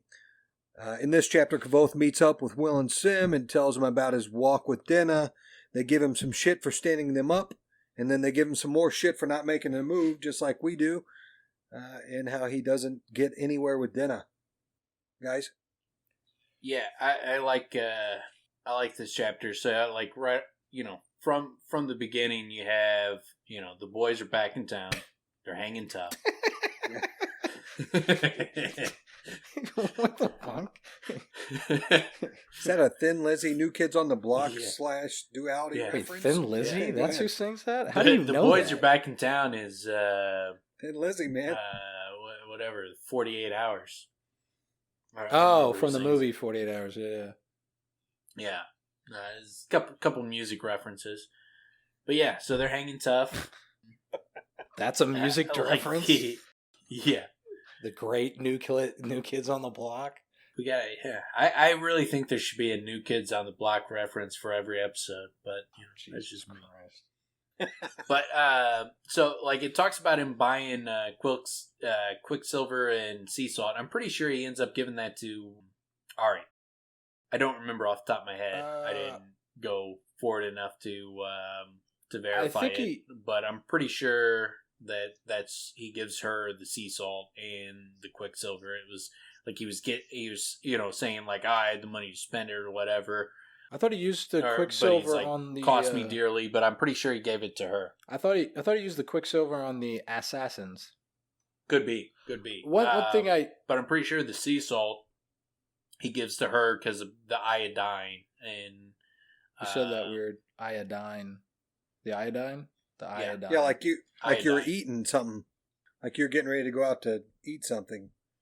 It's not my fault you talk stupid. I talk smart. You talk stupid. No, but you're right. He is layering a couple things, and I like he does something here that we end up getting when he says the name of the wind. I tipped my loot case on its side and flipped it open so the sun could warm the new strings, helping them stretch. So I because he does that again later, where it's interesting. He points it out more. He points at it a little bit more extensively the next time because he says, if you're not a musician, you may not understand, but like putting sun on the instrument itself, it kind of like gives it you get more of a sense of how attached he is to the instrument, like it's almost like it's a living thing. Yeah, it's like oil in your personifies mitt. Well, yeah, but there's also that to it. The second time around, the way he suggested or the way he talks about it, it seems a little bit more than that. But yeah, in this one, the way where he's saying stretch the strings, it is more like what you just said, like more utilitarian of oiling the mitt. But yeah, it does give that sense because this is going to come back later. And again, dude, it's like 2 sentences. But it's meaningful because it's going to happen again later, and that's going to be a huge moment that it happens later. So, but it's just a small little thing. And, Patty's What's good at the that. moment, Tim? Remind me. It's when he does a similar thing. The boys are back in town, sitting around the same pennant pole. Yeah. And he looks back. Fucking hanging tough. He looks back and his loot's gone. And then Ambrose is holding it like a fucking jackass that he is. Oh, yeah. And he's about to break the fucking thing. And then Kvothe flips out and calls the wind and breaks his fucking little twig, his little chicken wing. Yeah. They're like, please don't go, girl. What? They're taking it step by step. Are you Googling New Kids on the Block songs? I don't even know these references. Like, baby, I believe in you. They sound like they would be, but it doesn't. Look up Thin Lizzy. Thin Lizzy's got way more referenceable songs I than doubt New it. Kids on the Block. I seriously doubt it. Denna, you're she's totally basically wrong, Denna's Tim. like his Valentine girl.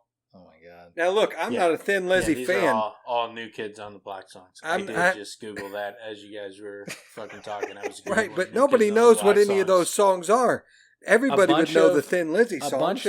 A bunch of chicks I knew in 4th grade will know those songs, but that's about it. My older sister will know those songs. Yeah. Well, look, the young kids they can hear these songs for the first time, and they can be like, amazing. They could become the new kids.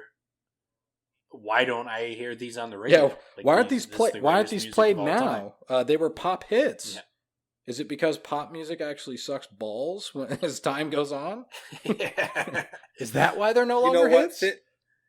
Thin Lizzy was the same way. They're like the boy band of the 70s. I don't know who Thin Lizzy is. Apparently, it's the boys are back in town. Look up their songs. According to Fitz. There's a ton of songs. I don't even know what they are. I'm just telling you. I like that Fitz is coming out. Fitz is trying to say he's not a fan of Thin Lizzy, but this feels like he's a big fan of Thin Lizzy. I don't even know who it is. He has like, tour. He has multiple concert tour T-shirts of Thin Lizzy from like the late '80s or wherever they were around. It's embarrassing as hell. But he wears them. He wears them like around the, cutting the grass, stuff like that. He rocks Thin Lizzy. Well, I would wear him to like Chicago concerts. He's mowing the lawn, listening to The Boys Are Back in Town. Yeah. He's trotting along. Yeah, actually, it's not a bad song. Now that you do it, it's not bad. No, they're terrible songs. They really are. I mean, they're like catchy songs, but they're not good songs. You know what I mean? Yeah. I think they sing "Werewolves in London." Maybe. Anyway, go ahead. I like that their relationship. The way he writes their relationship as built, he does it very well. Like, you always get their kind of back and forth, their banter, but you feel like their relationship is growing, that they're becoming better and better friends as it goes along. And you get it a lot here. And you continually get Willem and Sim, their personalities are built out more and more through these conversations. He does a really good job in a short amount of time. Because it's not like it's a long chapter. It's a short chapter, but it builds out Sim and Will very well. And you get like they're joking back and forth, like the kind of shit that I would say, like the sarcastic, dry fucking humor. Like, hey, was Fenton mad that I stood you guys up? And Willem said calmly, finally entering the conversation, said he was going to box your ears next time he saw you. Sim's grin widened. He called you a fluff-headed leer with no respect for his betters. Made claims about your parentage and sexual tendencies toward animals, Willem said with a straight face. In the Talen's cassock, Simmons sang with his mouth full. Then he laughed and started to choke. I patted him on the back. You get the growth in their relationship. It really builds out as it goes along. Yeah, for sure. Yeah. Go ahead. I was just going to say, I like this exchange as they start, digging into Kvothe. Like, okay, so where'd you go? Well, I went for a walk. Okay, it takes you how long to get back and forth? It wasn't just that. We walked and talked. Okay, well, you walked and talked for how long? Like, well, as they keep pressing him to get out of him that he walked and talked for 6 hours, and then they're like, okay, it was 6 hours. So what the fuck happened? Yeah. Well, nothing. It's even like, so a girl. So the one you've been chasing around. He's like, well, I haven't been chasing anyone. It's like, dude. Fine, man, whatever, dude. Is it the chick or not? I haven't been chasing her. I just took 14 trips to town. But he even follows that with, she found me at Anchors. And they're like, well, that's a good sign. Like, dude, so did you make any music? A little duet? And he's just like, at first he doesn't get all bristled, but then he does. And I just escorted her back to Amyr. It's no big deal, guys. Leave me alone. Like, yeah, but you're right. They're like, well, how long did it take? I mean, how long is long? And they're like, 6 hours. Dude, 6 hours? Like, come on, man. So what happened? Yeah. I like to, the kind of shit that makes me like Will a lot. Like, when they're like, he's like, I began to bristle. I don't ramble. We just walked. I said, talk, Sim said, looked doubtful. Oh, come on. For 6 hours, Willem tapped Simon's shoulder. He's telling the truth. Simon glared over at him. Why do you say that? He sounds more sincere than that when he lies. Yeah. Like, Willem, as, in his interactions in the scene, like, I relate more to him than to Kvothe or Simon. Simon is just, he seems so young and naive. Like, he would make perfect sense that he doesn't understand women. Like, if he was stumbling over himself, doubting himself, like, it would make perfect sense. Kvothe, it's harder to understand because he's so fucking badass in so many respects. Well, but Willem is he's very introspective, and he's very observant about his surrounding. Like, he knows when Kvothe's lying. He's observant of his eyes changing color. Like, he's very aware of his surroundings, and he's watching. Like, when Threp is introduced into the story, like, Willem is like step back and like looking at him like, who the fuck is this guy? Like, I like Will a lot, and it's a lot of this. He's very observant, and he's he's not as, young and naive. He seems older than them. Yeah, he definitely seems more, I don't want to say like Mature. Well, yeah, definitely more mature. I was going to say more like socially aware, but yeah, mature would be a better word for it. He's emotionally intelligent. He picks up on those cues. But he's also like cognizant of the emotional reaction, so he kind of avoids it, or avoids it. You know what I mean? Like to where it's just like look at the result of what's coming. And again, it's interesting. Even that follow up part, you get it again with Kvothe, where he can't get his thoughts together, and it seems like again it's always with Denna. He can't get his thoughts together on even explaining what his night was like, and then he actually opens up, quite maybe more than definitely more than he had prior. Well, it on that too, when he opens up, Willem again demonstrates how observant he is, because he said Willem a lot of times takes the place of the reader. Like our frustrations are brought forth in Willem. Like Willem's like, I'll be the mighty Kvothe brought low by a woman. Like, because that's what we're watching. Because we're like, this dude's fucking badass. And then Willem's like says what we're seeing is like, this motherfucker is badass. Why didn't he get it? And then Willem's like, I'll be the mighty Kvothe brought low by a woman. Like he's surprised by it, but he sees it. That's an interesting point, Dan. I hadn't picked up on that. I mean, you pick up on Willem's character, but I hadn't picked up that he actually is more observant for that reason.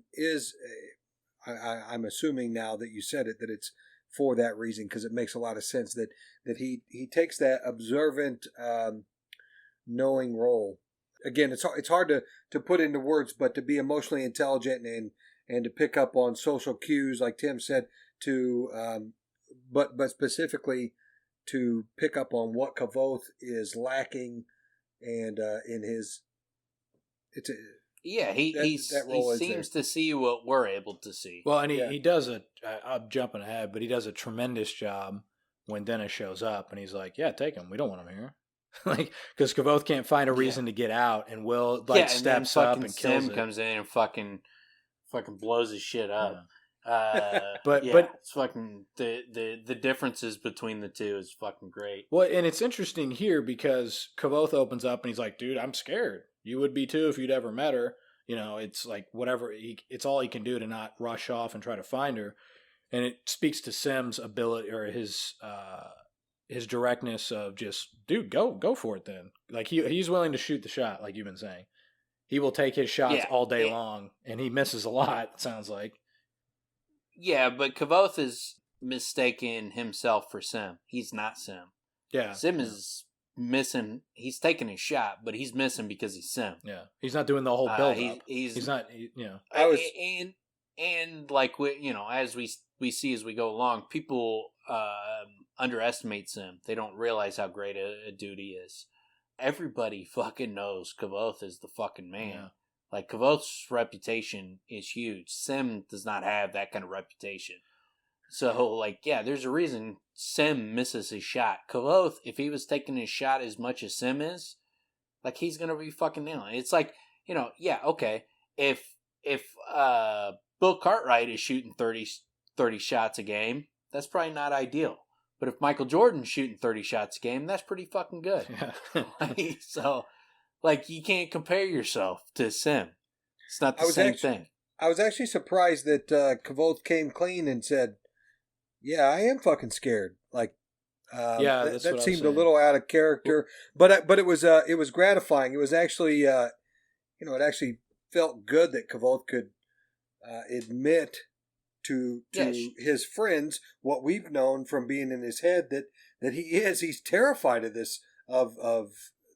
I don't know that he's terrified of Denna, but the way she makes him feel, I guess I should say. Yeah, it helps build their friendship. Yeah. Like, it shows that their friendship's different. It definitely jumped out the second he said it. I was like, whoa. So he's like really opening up at this point. But then he goes back to what Dan mentioned in the beginning, probably like episode 1, when he gets down to it and Sem's saying, "It's that easy. Go tell her what you just told us." And then he goes on to say, "It's not as simple as singing." and then eventually, what would she want with me? And it's like what you Yeah. said. Everybody knows he's the shit. Everybody knows he's Billy Badass, except for him through Denna's when he's picturing through Denna's eyes. It's a really interesting conundrum of sorts, you know. He even knows, like, he's building a reputation. He understands that he has a reputation. It's only the aspect of why would someone want him as a partner? Like, he just does not get it. I wonder also. I mean, like part of it. It's part of it. Part of it. frustrating. He's that dirty kid, you know, that she first saw, and maybe he sees himself as that kid in her eyes as well. broke, man. He's in debt. He's got no money. He can't provide for anybody, so he can't see past that. Well, I like Sim's reply, which what would she want with me? She came looking for you. She obviously wants something. Like yeah. So I mean that's pretty straight up. And then, you know, Kvothe, like usual, just changes the subject. But did tease it out a little bit before. In the past, this subject he wouldn't have said, "You're damn right, I'm scared." He would have changed the subject before that. So we are seeing this growth within him, with his group, and willing to actually, you know, open up a little bit. But then he does close up again and get he kind of is a dick to Sim. Well, I actually like that because they're definitely writing him about it's very realistic. And so yeah, it's so realistic. Yeah. You know, you have your buddies who you're comfortable with writing you. It's almost like family or your brothers or something. You know, when they're giving you shit, finally you snap and you say, "You know what? Fuck you guys. What the fuck are you doing? Is it working out for you?" Yeah. You know what I mean? Yeah, it's very, I like that. It's very realistic. It's definitely something I would see myself in his shoes, eventually getting pushed to that position. I was like, "Fuck And you, even bro!" Willem- especially All you when, do is strike out. like a guy that is constantly failing is Yeah, giving exactly. you advice on the thing that he's failing at constantly. Yeah, Yeah. and It's even like Willem. one thing, like for someone who's successful to give you advice, but it's another thing for someone who fails at something to give you advice on the thing he fails at. Yeah, Yeah, even though I feel like Sim probably had the best of intentions, like he's like, you know, he knows how great Kvothe is. He's trying to give him good advice. Like, you need to go Andy's for it. right. He Andy's is right. Yeah, but He- it pisses him off. well, I think it's boils very down. well done because he gets hit a few times with it, where he tells him, like, for the third time he's the most direct, and then that would make sense that he's like, "Yeah, you know what? How's that working out for you, bro?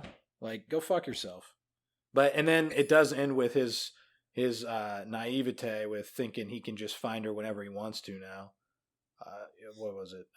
That means I can find her when I go looking, which is funny reading it on a multiple read through, because you're like, yeah, that ain't happening. But it's funny he thinks that way.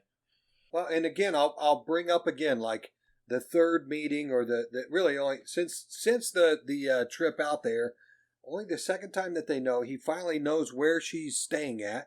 Yeah, you would have some kind of if this was a real life scenario, you would have some kind of a relief and a fallback. Like, look, I got this under control. I can keep riding this out. You know what I mean? But little do we know at this point that it's going to be an ongoing theme, not being able to find her. Yeah, but I mean, yeah, absolutely the way it would be. And I think it probably is on the first read through. It's like, oh, I can go find her again. So it would make sense that the very next chapter he's going out there to get her. And then we find out, oh, it's not that easy. But yeah. That's all I have for 63, guys. How about you? Yep. Okay, so chapter 64, 9 in the Fire. In this chapter, Kvothe goes on looking around for Denna for a few days without success. Kvothe then brings his sympathy lamp to Kilvin to attempt to become a journeyman artificer. While Kilvin disapproves of the lamp because of its possible nefarious purposes, he passes Kvothe on to as artificer.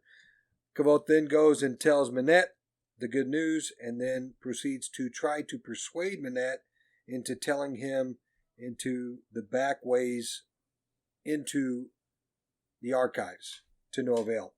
So after that, he plays it off, and then goes back over to Kilvin, asking to buy his own lamp, and Kilvin ends up giving it to him with the promise that he won't loan it out or sell it.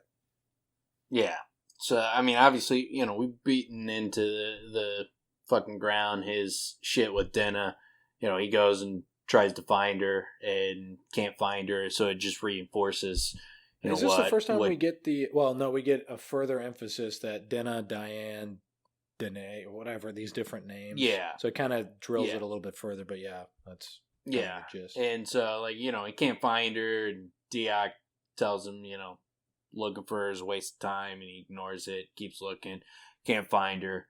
And so, it reinforces what, when you're going through and reading it again, obviously that's a constant theme, or a consistent theme that you're going to come across.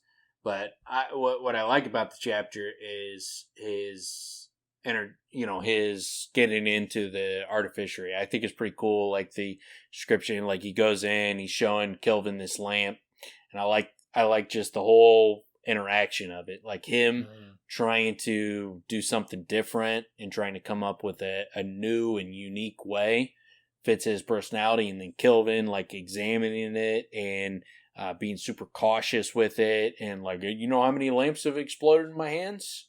He's like, how many? None, because I'm not an idiot. So you get this great interaction with him, and then Kelvin's like, hey man, you made this thing, you're extremely talented, but this is a bad thing. You shouldn't have made this. So if I can show you you're extremely talented, but you shouldn't have made this. This could be used for nefarious purposes. So you get a lot on their relationship here. Can I stop you real quick, Dan? Was his lamp?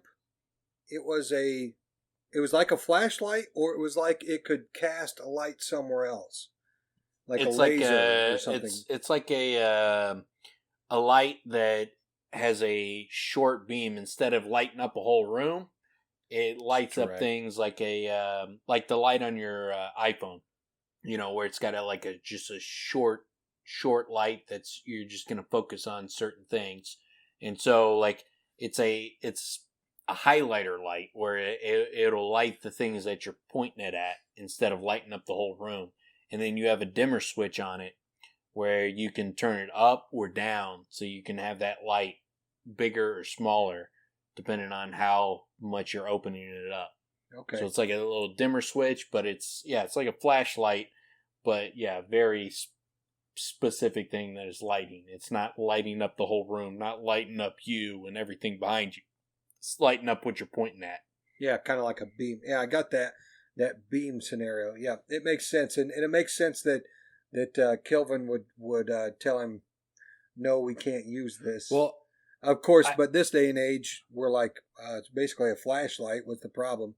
But I like that we learn a lot about Kilvin here and how direct he is, which is consistent with what we've seen in the past.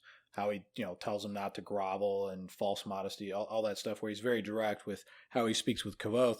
But we learn that builds him out a little bit further is that he takes the reputation of the university very seriously, and the idea that how the world sees what they make spreading out into the world can either look badly or positively upon what they do, and he takes that very seriously. So it's interesting that he's got like this pretty distinct moral compass, I guess you could say, or he cares very much about the reputation, so he's pretty strict. He's not pretty unbending with that part of his role at the university. Yeah, and he's not blind to the fact that it shows Kvothe's talent. It's just that you're talented, but this is unacceptable because of these reasons. Well, let's not split hairs here. Kilvin knows his talent, and Kvothe has no reason to show his talent in this situation. I think, Kvothe did think that he was going to be able to get some extra money for this thing because it was intricate and specific to needs. But Kilvin's known from day one in admissions Kvothe's talent. When he it reveals a lot about Kvothe that he can't just make a good sympathy lamp. He has to do something different. He just has to. Yeah. He can't do what everybody else does. He always has to shine. He's got pride and arrogance. And this totally speaks to an arrogant side. Sure. Yeah, he's a hipster. He's a hipster. So yeah, so I he just has to do but I mean, what's great about it is he notices all, and Kilvin points out all the great things that he did quite well. So he gives him all the accolades for all the things that he did well, or all the, pats on the back for that. But then at the same time, it's like, yeah, you still fucked up, man. Like, just do what you're supposed to do. And Manette told him that, and Kvothe finds it out, and he gets checked a little bit that you have to, in certain situations, be a little bit more practical. Yeah, and I like Kilvin's directness and knowing his the way that Kilvin's able to pick apart the situation and pick apart Kvothe pretty easily. As soon as Kvothe starts trying to make up excuses and say this or that, Kilvin just immediately puts a stop to it and says, "Look, you're trying to impress me, which is fine. I'm impressed, but I like his knowing." I like guy. Kilvin a lot. Every time he appears, the way he's written, I do. Yeah, he's very he's a compelling character, and he is very consistent. Straight shooter with the way, too. Like that's what I was just say. shoot me straight. Like you don't have to fucking blow smoke on my ass, man. Just fucking shoot me straight. Say why you did what you did, and we can fucking move from there. And that's one of the things that speaks to the greatness of the university is Alxadal's like that. Master Arwell's like that, Kilvin's like that, Lorren's like that. I mean, well, he's a little more vexing. He's not as he's a little less direct, but the good professors and the bulk of them are very direct, respectful, and they don't talk down to you as much. And then you have you have a complete outlier with him. And then they got different like Kilvin is more like just fucking say what you mean, and fucking don't give me any added flourish. Alxadal seems like he likes the showmanship. Yeah. He likes that fucking arrogance. He's got some of it himself, like when he's fucking doing his demonstration with the fires and he walks away from one and that dims, and as he walks towards the other it fucking lights up. Like, he's got a bit of showmanship. Like, Kilvin would never be like that. And so, like, they like the honesty. They all seem to like honesty, and they want people not to lie to them. But Kilvin is so gruff where it's like, don't even try to, have any added flourish. Just fucking say what you mean, man. Yeah. Just fucking give me the fucking meat and potatoes. That's it. I don't need any fancy thing. Don't bullshit me. Don't fucking add any flourish. Just fucking say what you mean. If you're fucking good, say you're good. Yeah, and he does. To Kvothe's credit, he does. He jumps right to it. Yeah, the immediate insightfulness inside the conversation of understanding what someone's trying to pull, how much they actually know. It's kind of a theme with all the masters, or a lot of them anyway. It speaks to how Rothfuss is trying to build out the world, the university itself, of being. These guys aren't dumbasses. These masters are masters of a great university. These masters, and the fact that Kilvin at this point is telling Kvothe, look, you can keep saying all the shit. I can see right through it, but the fact of the matter is, you can't let this thing out into the world. This thing, it will be, could be potentially, and really, when it boils down to it, if it's mass produced or something, will be used for nefarious purposes, and that's not what we're here for. That's we're not a university for that kind of thing. You also get a little bit of taste of his power. He does a 6-way binding. Yeah, that was interesting too, wasn't it? Yeah, so and he does it with ease. Like, just in the middle of a conversation, just whoop, fucking does a 6-way binding and lights all the lamps back in the room. Like, so it just shows the casual power. Like, it was just so casual. And Kvothe's like, I don't even know where they fucking pulled the heat from. Like, so it was very casual. But I really love the false modesty does not impress me. Just fucking speak your mind. Say what you mean. Say why you did what you did. I like that aspect of Kilvin. Just shoot me fucking straight, man.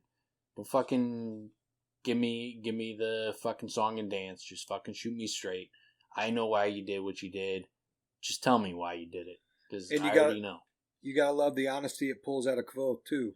At that point, when he says that, Kvothe's like, "Okay, I am better. I do work harder. I am a genius." And the things that we know are finally, Kvothe say that shit because and Kilvin fucking doesn't hide it either. He's like, and I expect you to know these things. He's like, I do know these things. What's I really do know you're fucking better.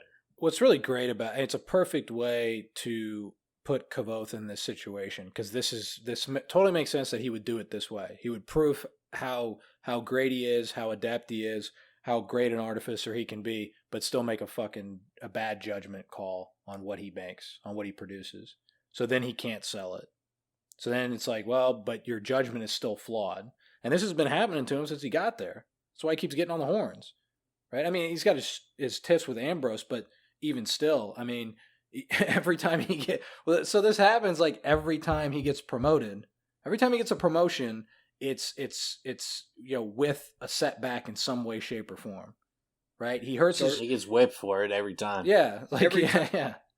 So every time that these guys, Lorren or whoever puts Kvothe in his place, do you guys think of Anakin Skywalker? I do. I think of that meeting where Anakin's going on like a little bitch in front of the council, and why I am the chosen one. I do deserve to be. Anyway, that's my nerdiness. But every time I hear one of these guys put Kvothe in his place, and Kvothe, being the hero he is, still fight to try to be that hero, but not mature enough yet to assume his role of still an apprentice. I think of that, but whatever. What this makes me question is my humbleness. Like, maybe I should be less humble. Like, I feel like Kilvin might be signaling to me that I should just be more accepting of my abilities and less humble about them. But I don't know if I could give up that position as the number one most humble person who's ever existed. So it's tough. It's I'm very conflicted when I read this. You know what I'm saying, guys? I do know what you're saying, Dan. I think the first thing is you got to be honest and humble with yourself. If you can't be if you don't have humility with yourself, how can you have humility with anyone else? You need to be honest and bold. And, yeah. There's plenty of bold going around. But Fitz, to your bold in his humbleness. Fitz, to your nerdiness. Pretty soon when he's talking with Minette, and Minette, they're standing in front of the fire kiln, and he goes, he asks, if he can ask Minette a question, and he goes, "Fire away." Get it? Fire away. I figured you really liked that one. Yeah, that was a good one. I did not like that one. Well, I thought we'd get into the fire this week. That the fire at the fishery, and so I did actually say that joke on the way out last week. I don't know if you guys picked up on it. I said next episode's gonna be hot, because I thought we were getting ready to get into that, but whatever. It's all right. Dork. That's even worse. I'm glad we just rolled right over it. Yeah, I'm glad you did. Yeah. I'm glad you did too. I don't know why I brought it up. I love that you revisited this joke that didn't land the first time. I'll do it again at the end of the show. So. Oh, Jesus, sweet. I like a couple things on the end, the way the chapter ends. One, I like how well he manipulates Minette. Like, where Minette thinks like he's, fucking put Kvothe back in his place and kind of been the mentor to him. Not like fucking checked him hard, but just been a mentor to him and coached him in the right direction, and he doesn't realize he gave up the whole game. And Kvothe very subtly manipulates the shit out of him. But I also like when he first comes out and he goes to Minette and he's like, "Hey, what did he say?" He's like, "Yeah, you were right." And he's like, "Yeah, I was right. I told you. I've been here a long time. I know these masters. When I say don't fucking do this, don't fucking do this. like talking about like, did he like your modifications? He's like, no, he wasn't impressed with my modifications at all. He's like, yeah, I told you, man, these are conservative dudes. They don't want you to just do the fucking thing you're supposed to fucking do.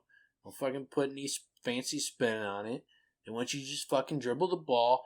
Don't dribble it between your legs. Don't go behind the back. Fucking bounce pass it. Follow fucking the play. chest pass. Yeah. Yeah, you're running the motion offense. It's Bobby Knight, man. Yeah. Your coach is Bobby Knight.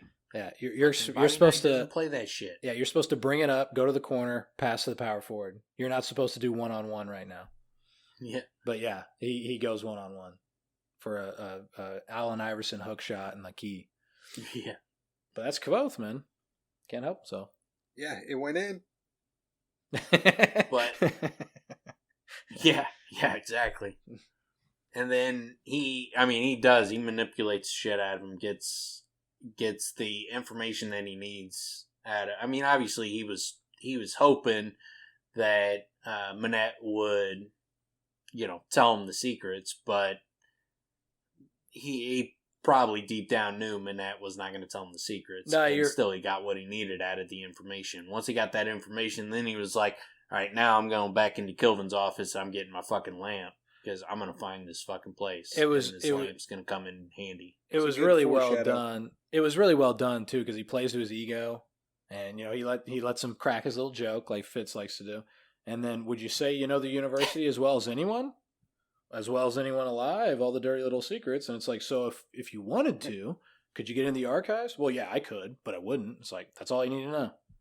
I think he presses his hand a little bit further, but in which I don't think he would have expected Manette would tell him how to get in there. But yeah, you're right. He gets that information. And it also, I mean, the way that reads to me as we get further through, it's kind of funny because I like that he runs roughshod over Ambrose, and I like that he kicks up dust without giving a motherfuck, as they say.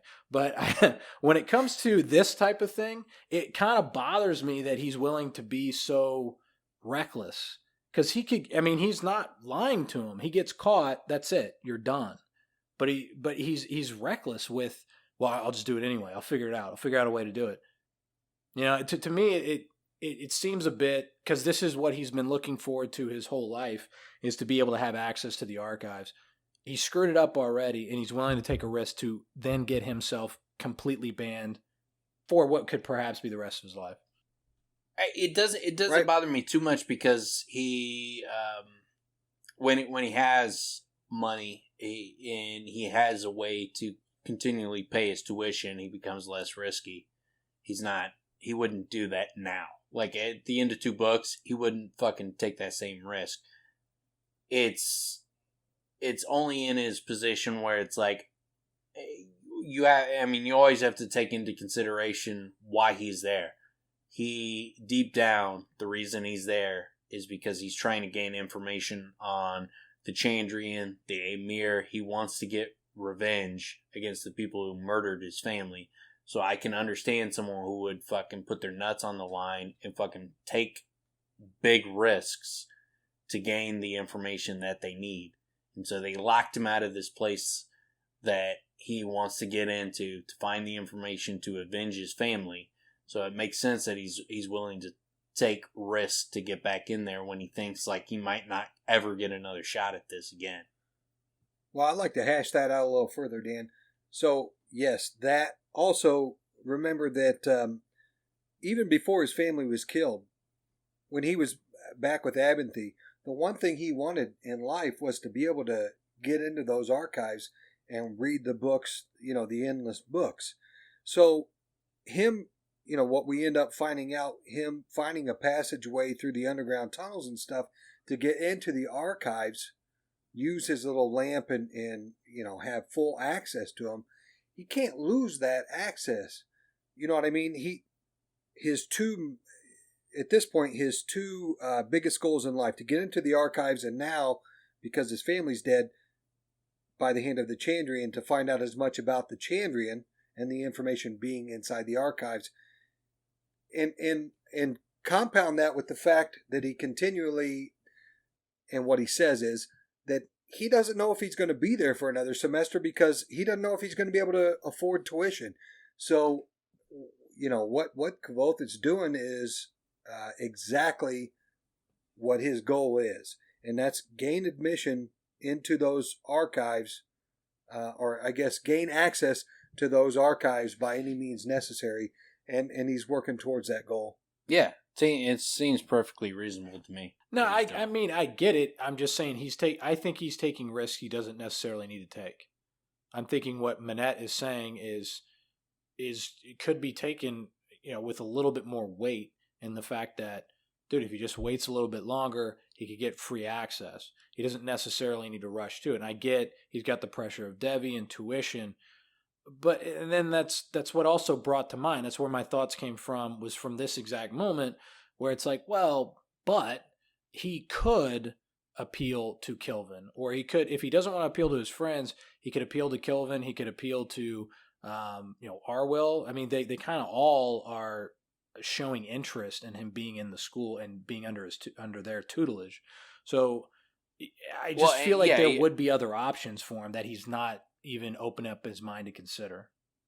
Or 100%. And if we're talking hindsight, like gaining into the access to the archives in a hidden way did absolutely nothing for him. He gained nothing from it. Like, he got nothing from it because there's nothing in there. Well, now he's able to go into the university freely, so he doesn't need it at all. But no matter what happens, he has that access. Yeah. At the end of the story where we're at. Yeah, but he could have found that later on. Like, he didn't need to find it at that point. But he could have found it later on. Yeah, but he didn't know that even existed until this conversation. Correct. I'm saying this same conversation could have happened later on. I'm saying, I'm just saying he didn't get anything out of it, and like, if he had not tried to gain access earlier, and then he eventually gets his way back in, and then he eventually gets banned again, he could have still wound up in the same place. I mean, there's nothing about this conversation that had to happen at that moment. So, like, hindsight being 2020. He got nothing out of fucking taking that risk. It was a giant risk that did nothing for him. But it's understandable why he took the risk. Do you think the risk? I mean, are you saying that the risk is in him asking Manette because Manette may have told him? No, I'm saying sneaking into the archives is the risk. Okay. And I'm saying, like, it gained him nothing by doing it.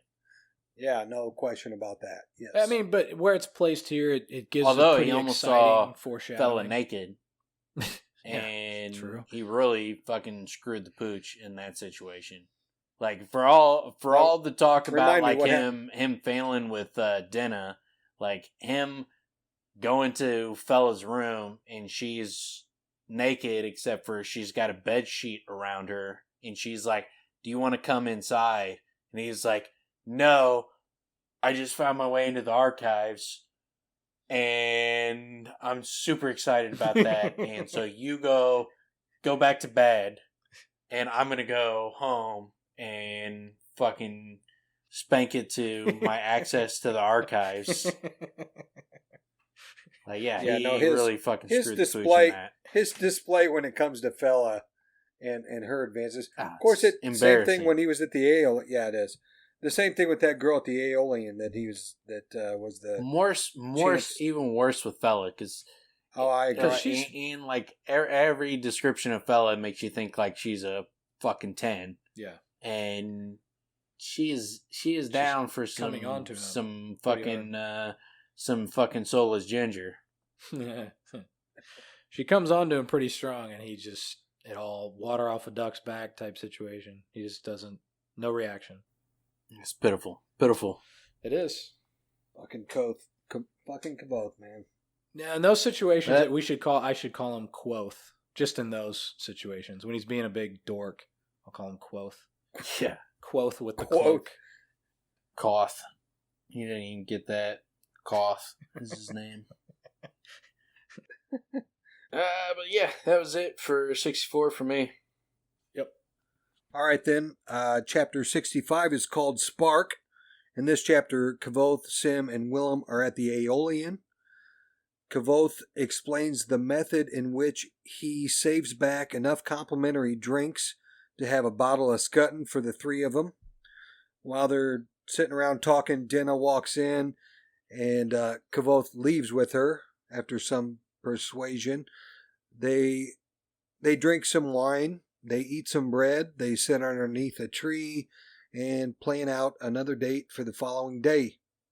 Kvothe then goes back to the Aeolian, where Deoch warns Kvothe to be careful of Denna, as she will break his heart. I like that description that Deoch gives of basically all women. That's words to live by. It's a profound description. I love Kvothe's reaction. I think it's tremendous. That's the Kvothe. Yeah. That's the Kvothe that I like. He's which again, it's that direct confrontation with how he acts. Yeah, because of the way he talks about it, it's like, I'll slay dragons, bro. You don't know who I am. Yeah. And then, do you want to talk about the guy we know? Like, yeah, man.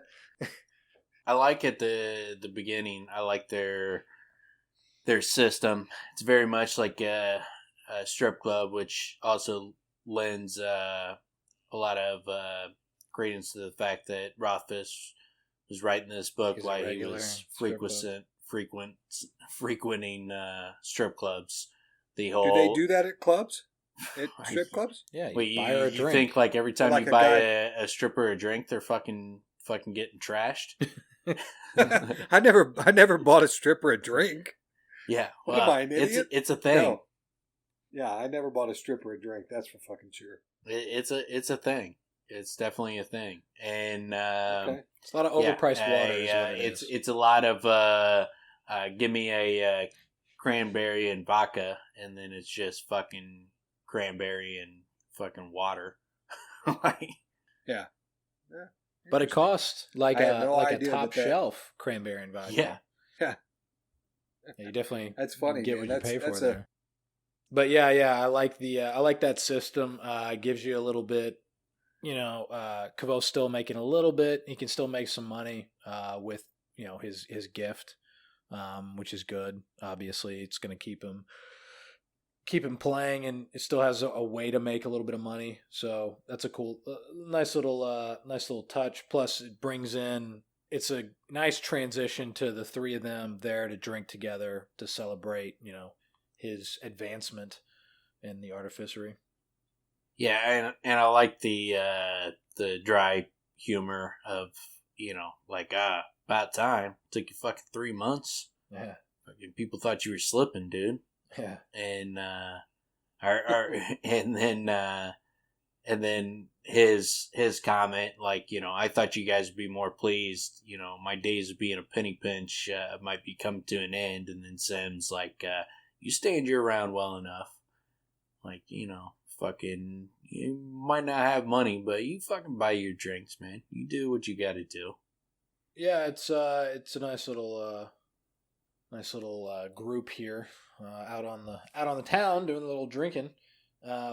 We get another moment of Kvothe being a big nerd coming up, but first he does test Will on trying to get another entry into the archives and get shut down again.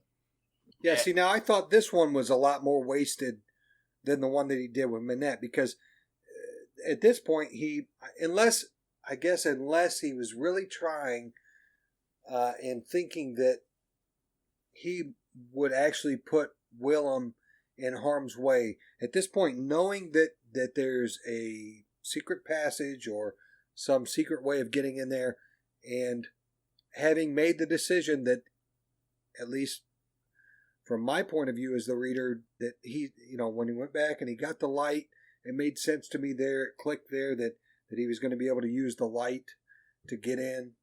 Of course, I had read it. But anyway, it seemed like he had made his decision already, and now all he was doing was taking another option.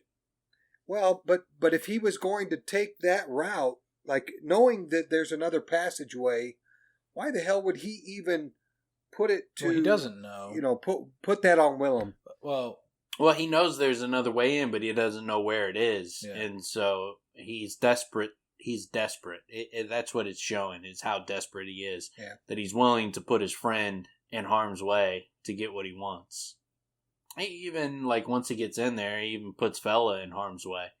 You know, he remarks on the fact that, like, when she's like, we could get kicked out of here, and he's like, no, at worst, you're only guilty of this. You know, and they don't whip girls, so, like, your only punishment could be this. And, and it also brings up the fact that it's not fair that girls can't get whipped. And all. Yeah, he's can. But he's willing to, he's desperate. He's willing to put anybody he needs to at risk to get what he wants.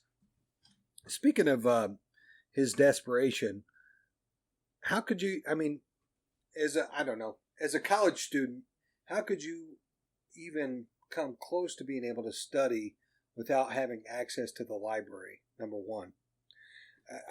So yes, I understand his desperation. I didn't like this exchange though. I didn't like him asking Willem to put himself out, even though he basically acted like, he retracted it right away.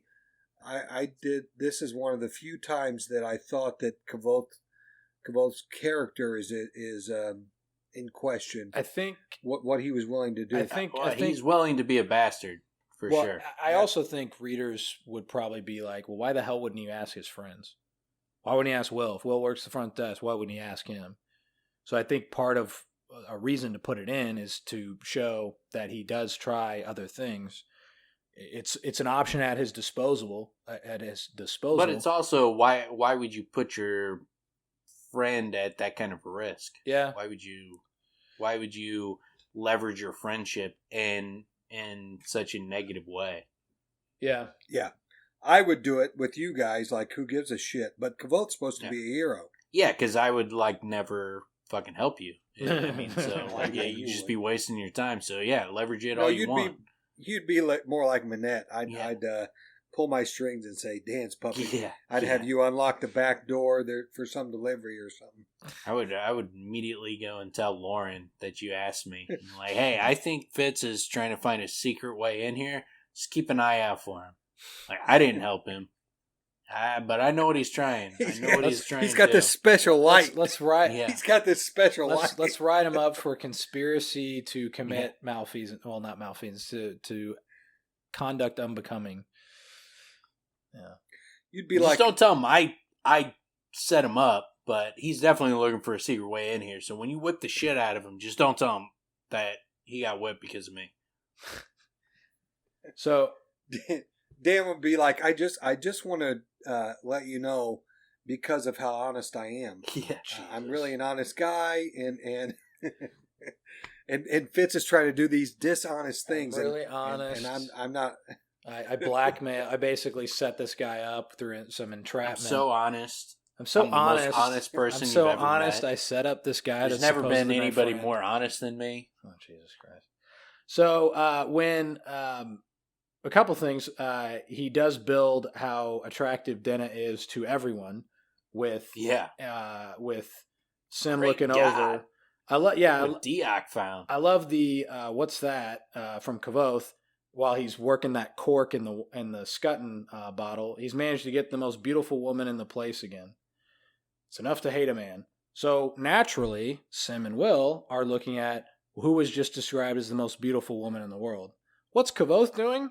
He's taking a cork out of the bottle and then holding it up like, hey guys, look, I got it. Fucking dork. I opened the bottle.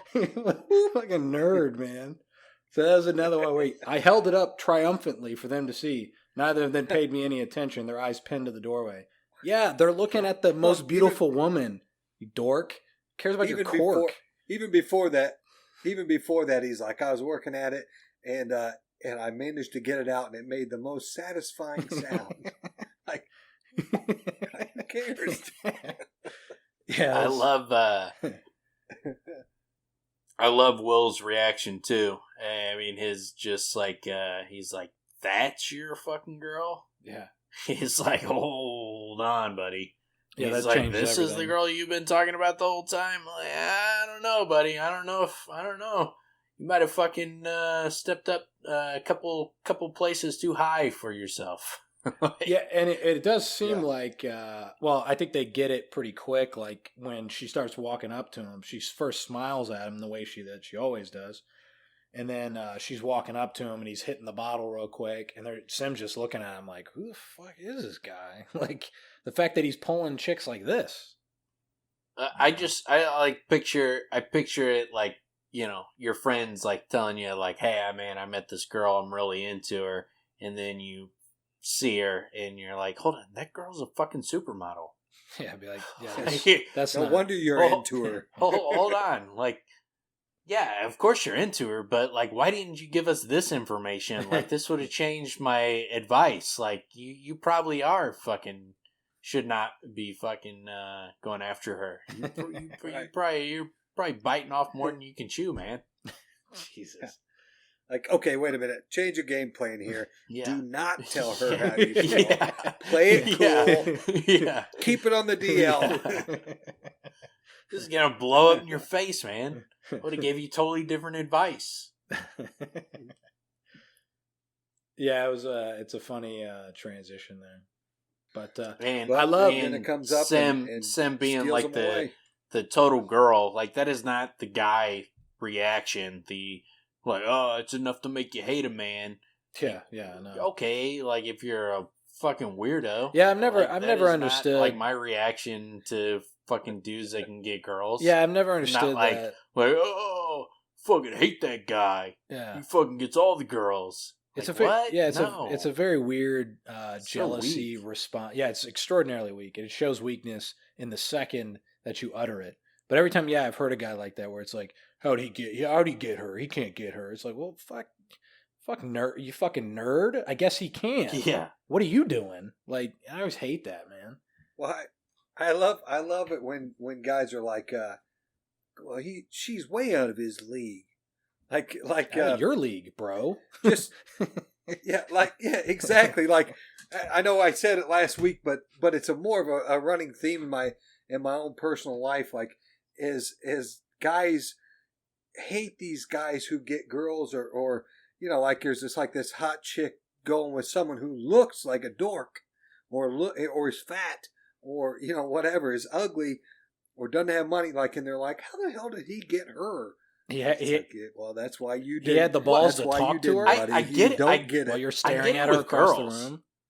Like, I get it with girls because, like, a hot girl, every guy is gonna fucking, tongue's gonna be hitting the floor and fucking going after her. So that makes sense just because of how guys are wired. Girls are not wired like guys. So, like, the idea, like, oh, he gets all the girls. Like, no, he gets his girls. You could get yours too. Right. Yeah, it's always funny, man. Yeah. Well, and what I've found in my life is that a lot of the hottest girl at the bar, guys are scared to talk to her. So if you go up and actually talk to her, wow, this is actually easier than I thought it would be, because no one's hitting on her because they're intimidated by her. That's what I've found. Yeah, the way to do it is you write a note and you say, yeah, right. Do you like me? Yes or no? Boom, you crushed it. That's it. That's all you have to do. You go up, make fun of her, make an observation of something in the room that's funny. Open with a joke. That's always the way to go. But if you can, make fun of her. That's the best way. Normally, I don't like unibrows, but you pull it off. But yeah, so much good advice. Yeah, right. So much good advice. What I really love, this is again where Willem is great, where Kvothe can't find a way to get out of it, and Willem immediately is like, "You're making an assumption that we even want him here. Like, do us a favor, take him." Strong wingman. Yeah, yes, exactly. Yes. Willem is a strong wingman there. And then Sim comes in and just undercuts it completely. Yeah. He takes it from like a strong wingman to the worst wingman. Like, oh, he's so desperately in love with you. He's never going to be able to fucking speak to us again if we fucking hold him back. He's going to be crying about missing his opportunity with you. Like, oh, dude, why? You just fucking kneecapped him, man. What are you doing? Well, I like dork. and I like how Kvothe's reaction is like, I'm about to kill this dude. Like, what is wrong with you? And then her reaction is great. Like with Willem is a stone in deep water. Simon is like a boy splashing in a brook. Yeah, it's a great. Yeah, it's a great observation on her part. It's a very keen observation and knowing them for 2 minutes, something like that. I mean, honestly, with that kind of wingman activity, like they did a very good job of describing who they are to her. Yeah, yeah, right. They both did a very good job of explaining themselves to her in that little moment. I thought it was interesting when he talks about it as he's walking out. Deoch looked a little jealous, but as soon as I passed him, I caught a glimmer of something other in his eyes: sadness, pity. Pity. Yeah, I thought that was kind of interesting. I think it was. Well, it was spoken to at the end of the chapter there. I think there may be something more to it, but then when he at the end of the chapter when he goes on to describe her as a fire, describe all women as a fire. Mm-hmm. And Denna being the type that burns you, one that's like more like sparks flying off of I think he described it as a welding situation where you try to catch these beautiful sparks, but as soon as they hit your hand, they dissipate and fly away. If there's something more to it, the pity that Deoch sees in his knowing, just because he knows Denna better than anyone else in the story at this point. He knows that she is fleeting. He knows that, or at least he can assume that she's leading Kvothe on, and he can see, knowing Kvothe so well, that Kvothe just doesn't see it. He doesn't know what she's really involved in. She's a man-eater. Yeah. Like Hall & Oates. Yeah. Yeah. That's actually, they actually have some good hits. Oh, Hall & Oates, forget about it. Forget about it. She's a man-eater. What is this forget about it? You fucking New York dork over here? Fucking forget about it. We're going back to the 80s. Fucking forget about it. Forget about it. Gabagool. I'd like to order the gabagool. The gabagool. Just say gabagool. Just say like. I would like to order one gabagool. We don't have gabagool. Gabagool. I don't know what you're saying. He's trying to say gabagool. Gabagool. But yeah, I take his I take his reaction as that though. Like he's gone after her, and she's broken his heart, and he's also seen her with other guys. He sees her fucking just rolling through fucking dudes, and so he's more mature than Kvothe. He's older than Kvothe. He's more world-wise than Kvothe, and so he has a better understanding of who Denna is and what her situation is, and he's putting himself, on he's putting himself in a position where he could be hurt by her, and he sees that, and he's trying to warn him. Yeah, it seems like Deoch's convinced that is who she is, and it's not as much about. Right. Yeah, well, and it also seems it's not as much about like she's out of your league type situation. It seems like she's like a predator, and he likes Kvothe, and he's kind of looking out for him, I guess. So it's an interesting dynamic. It kind of makes me think there might be more dirt behind Denna than we're privy to. Well, I think he explains it when they have their conversation before it gets jumped. I think he explains it like she's in a bad, precarious situation, and this kid is not in a position where he can fucking relieve that burden from her. So are you saying she set him up? Kvothe's Captain Save-A-Ho. Yeah. He's Captain Save-A-Ho. Yeah, so and he can't save a hoe. So he's fucking Lieutenant Save-A-Ho. Lieutenant instead of Captain. But I think Deoch understands her and her situation, and he understands that she's not looking for a savior.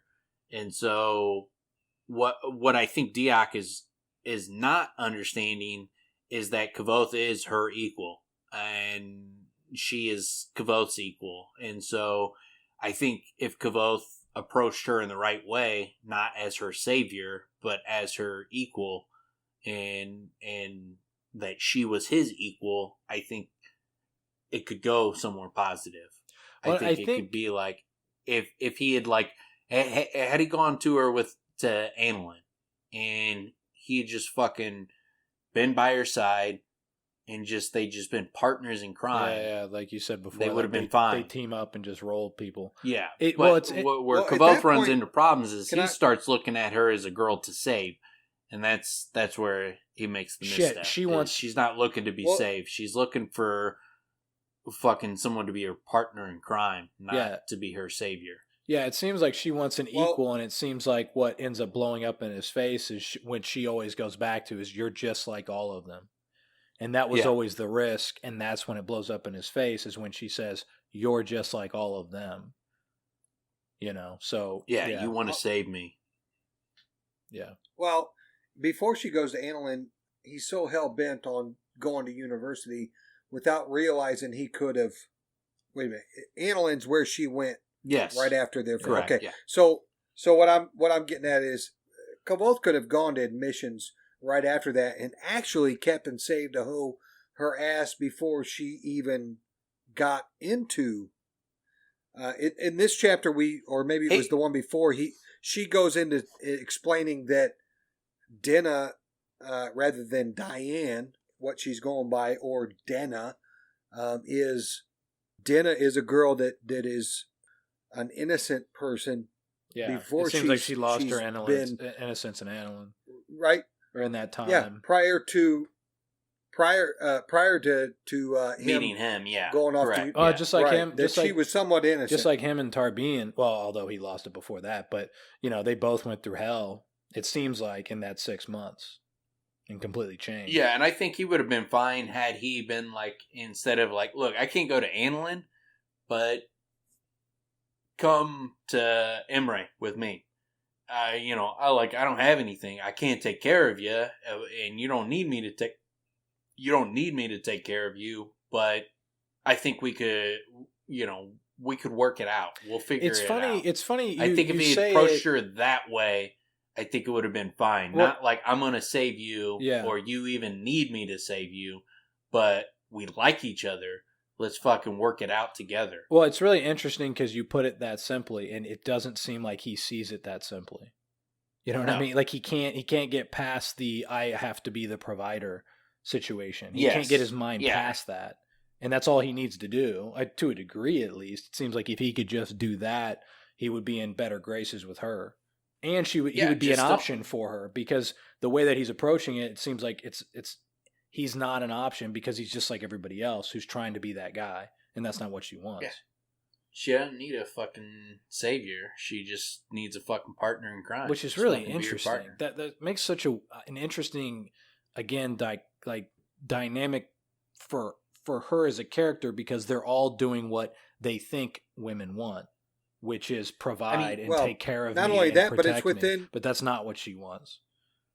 It's within Kvothe's character. I mean, why does he go follow her and try to look out for her and try to find out who her patron? He thinks that he's beating on her. It goes inside his character. It's not just that he's in love and thinks that he's going to be thinks that he's going to be the provider or the protector. It's within his character. It's the same thing he has with. It's the same thing he has with Ari, and Ari has the same thing with him. Yeah, good point. Yeah, I mean, he's a heroic figure, and he wants to be the hero, and he wants to be the savior. Well, and he is. He's it's just the wrong approach with her. And he actually is with Fella repeatedly. know, and he actually plays the role that she would want, and then is blind to what he's even fulfilling. Yeah, if he was going to play the role of the hero, he should have played it with Fella, Not the girl that's so fucking gangster that when a guy's trying to rape a girl in a back alley, she's fucking pulling out a knife and fucking standing toe to toe with him. That ain't the girl that needs you to fucking save her. Yeah, but that's why she's that much more attractive. Plus, he's known her forever. It was like his first love and all that. It's really, I mean, he did a tremendous job of compounded of rattling us all up, because it doesn't matter. I mean, so many times we talk about it, and there's always a little bit of a different take. There's always a little bit of a different edge to their. You can't complete. I think one of the genius things about their relationship is you can't completely pin down either of them or their relationship to one another. You can't completely pin it down. That's what's so interesting about it. No, yeah, there's so much to talk about between their personalities are very similar in a lot of regards, but they're very different in a lot of regards. And there's reasons why they would connect, and there's also reasons why they would butt heads. It's written in a way that is very natural. It's what happens between them makes sense. It makes sense why they connect and why they butt heads, and like all of it fits with who they are as people. Yeah. Going back, I really liked Deoch's description of women. What you guys about the comparing them to fire? I found that to be profound. Yeah, I like it. It's a really solid metaphor? I guess was a metaphor analogy. It's quite. I like Kvothe's response to it. Yeah, it's the best. But it's so great. Yeah, but like if you want like his Deoch's response, was like, "Look, Kvothe, I know it's not my place, and I hope you don't take it wrong. Damn, I'm not good at this sort of thing. You see, women are like fires, like flames. Some women are like candles, bright and friendly. Some are like single sparks or embers, like fireflies or chasing summer nights. Some are like campfires, all light and heat and for a night and willing to be left after. Some women are like hearth fires, not much to look at, but underneath they are all warm, red coal and burns that long, long while." He was talking about butterfaces there. But Diane is like a waterfall of spark pouring off a sharp with iron that wop, edge though. Yes, with that wop. God is holding to the grindstone. You can't help but look. Can't help but want it. You might even put your hand to it for a second, but you can't hold it. She will break your heart. Yeah. So he put a lot of words into some girls are like butterfaces. So I'll just hash this real quick. There's I'm going to come back to this next episode, but there's a recurring foreshadowing that's going on of what's to come in the next chapter, and this is one of them. Well, the fire analogy. Just speaking to like what he does here, these little subtle things are great. When Deoch says, "Damn, I'm no good at this sort of thing," it like gets you more excited to hear what he's about to say. And then he's like really good at it. Yeah. What is he talking about? Yeah, that's pretty funny. But like he's struggling. Yeah. The fact that he's struggling with it, you're like, oh shit, there's something about to be said here. That's like when every time someone says, I hope I'm not about to offend you, and I don't mean this to offend you, and then they say something that there's no way you could be offended by it, but you listen intently because you're like, what the fuck? Why do they think this would offend me? And then as soon as they say it, then you're like, oh, well, yeah, I'm not a pussy. I can take it. Or whatever whatever ends up getting said. But it kind of reminds me of that. And reading it, it got me to kind of like, not actually sit up, but, in your mind sort of sit up and pay attention a little bit closer, or get like excited for about what's about to be revealed. And then, it's a great description. His response is so great too. It's just perfect. Kvothe with the Deoch, my heart is made of stronger stuff than glass. When she strikes, you'll find it as strong as iron-bound brass, or gold, or adamant, together mixed. Don't think I'm unaware, some startled deer to stand transfixed by hunter's horns. It's she who should take care, for when she strikes, my heart will make a sound so beautiful and bright that it cannot help but bring her back to me in winged flight. My words startle Deoch into bemused laughter. God, you're brave, he shook his head. And young. I wish I were as brave and young as you. Still smiling, he turned to enter the Aeolian. Good night, then, good night. Deoch wished that he was more like me. It was as great a compliment as I'd ever been given. But even better than that was the fact that my days of fruitlessly searching for Denna were at an end. Tomorrow at noon in the Aeolian, lunch and talking and walking, as she had phrased it. The thought filled me with giddy excitement. How young I was, how foolish, how wise. I thought that the very last line there was interesting when he calls himself foolish and then again wise, because at this point I don't see how he was wise. Yeah, I don't know. Other than his own, I'm not sure. Well, I mean, I could have said intelligent. I could have said, experienced, a lot of things, but wise is not one of them. I mean, he's cunning. I think wise in the sense that, dude, like if you meet like somebody that's that is like this amazing and you actually have the balls to shoot for it, that's pretty wise of you, because you live your years out and you're like, oh, that one chick that I didn't have the balls to talk to, that you would end up regretting that. I don't know. I got to a point where I would hit on girls just because I would regret not doing this, even though girls that don't even speak English. But I'm like, well, she's too hot and she's Brazilian, but I'm gonna try anyway, and we got nowhere. Tim, you remember, like, I think it was with you, we went, like, to a bowling alley, and we ran into two girls that spoke Spanish? Yes.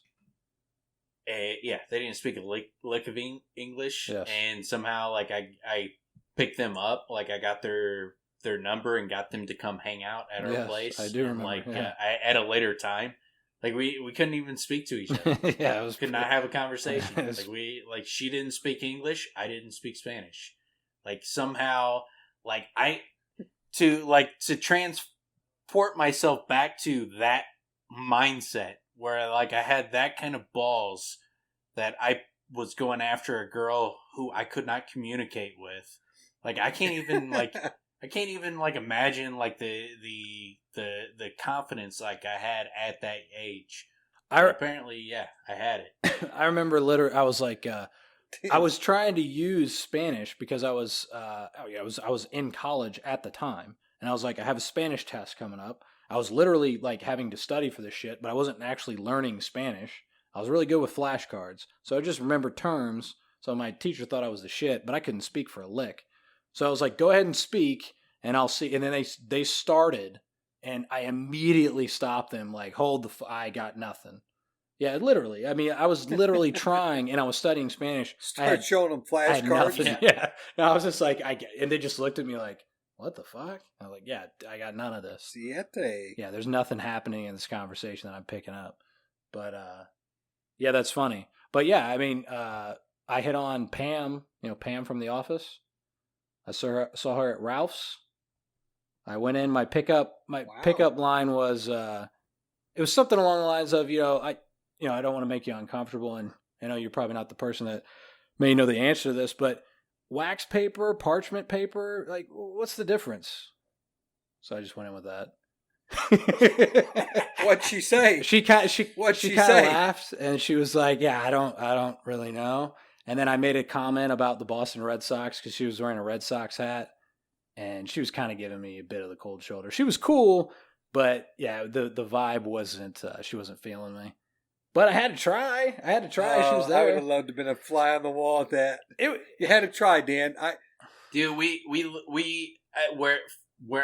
we lived, like at the Ralph's, the grocery store, like there were celebrities constantly in there. We saw we saw Wayne Knight. Yeah, he lost the shit fucking Newman from Seinfeld. He was skinny. Yeah, it was the weirdest thing. Did you hit on him? I hit on him. I picked him up. I fucking took him home. It's the white whale. The white whale.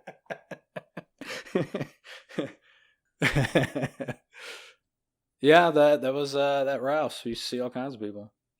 Yeah, for whatever reason, they all lived right around there. I mean, and there's like it was like Porn Central. Porn headquarters were all right around. Yeah, Vivid where we live, Entertainment so. and a bunch of other ones. So I'm sure, like, Wayne Knight was on hard times and he was having to slink into the. He's got Jurassic Park. Porn, he's got producing porn. He's got Jurassic Park money rolling in forever. I don't think he's having to do porn. Yeah. Well, Seinfeld money too. That's big. Yeah, that's I'm sure the Seinfeld money is much bigger. Well, no, what was crazy when we saw him, he must have had gastric bypass because it was all gone. All that weight was gone. Yeah, he did. Yeah, didn't he? I know he lost a ton of weight, but I thought he was one of the kind of on the forefront of that movement when it happened, when they were doing I haven't seen him in anything since. I haven't seen him skinny in anything. No. No, he had a typecast. He's probably healthier, but he's not getting a whole lot of work in that field. I mean, if you're gonna get typecast into Seinfeld. I mean, who gives a shit after that point? Do that show for fucking 10 years. If you're gonna get typecast as your best self, like skinny and in shape, so that you have something that you have to work towards. Yeah. Instead of being a fat guy, like, I got to get fat again for this role. Like, it's not a good idea. Yeah, that's not good for you. That's for sure. The only other thing I had to comment on the chapter is when Kvothe and her are talking, it's brought up that she does remember their interaction together. Oh, yeah. And so, and like, obviously they revealed like, it. They revealed it in a great way too, with the words that, what was it? There's seven words. She goes to him, your eyes were far away just then. What were you thinking? I shrugged, buying a moment to think. I couldn't tell her the truth. I knew every man must compliment her, bury her in flattery, more cloying than roses. I took a subtler path. One of the masters at the university once told me that there were 7 words that would make a woman love you. I made a deliberately casual shrug. I was just wondering what they are. Is that why you talk so much, hoping to come on them by accident? I opened my mouth to retort, then seeing her dancing eyes, I pressed my lips together and tried to fight down my embarrassed flesh. She lay a hand on my arm. Don't go quiet on my account, Kvothe, she said gently. I'd missed the sound of your voice. She shook a drink of wine. Anyway, you shouldn't bother wondering. You spoke them to me the first time we met. You said I was just wondering why we're here. She made a flippant gesture. From that moment, I was yours. Yeah, if she ever said anything that was more revealing or more the, Kvothe, I'm into you, I'm in love with you. She just said it. She said, yes. You said the 7 words that made me fall in love with you the first time we met. Yeah. But he's always playing this dance. Actually, they kind of speak to it in this chapter too, where he said, I spoke subtle circles around the way I felt, not wanting to be overbold. I thought she might be doing the same, but I could never be sure. It was like we were doing one of those elaborate Modigan court dances where the partners stand scant inches apart, but, if they are skilled, never touch. Such was our conversation. Yeah, that's it. But not only were we lacking touch to guide us, it was as if we were also strangely deaf. So we danced very carefully, unsure what music the other was listening to, unsure perhaps if the other was dancing at all. So yeah, in his mind, I think this goes back to what Dan's been saying. It's his lack of self-worth that in his mind, if there's this thought that everything is rooted in with his relationship with Denna that he can't provide, so he can't be worthy of her, that's how you would be blind to these signs. I don't know how else. So what he would have to take that as is she's just playing a role. We're doing this dance. We're playing. It's like in his mind, it's like theater.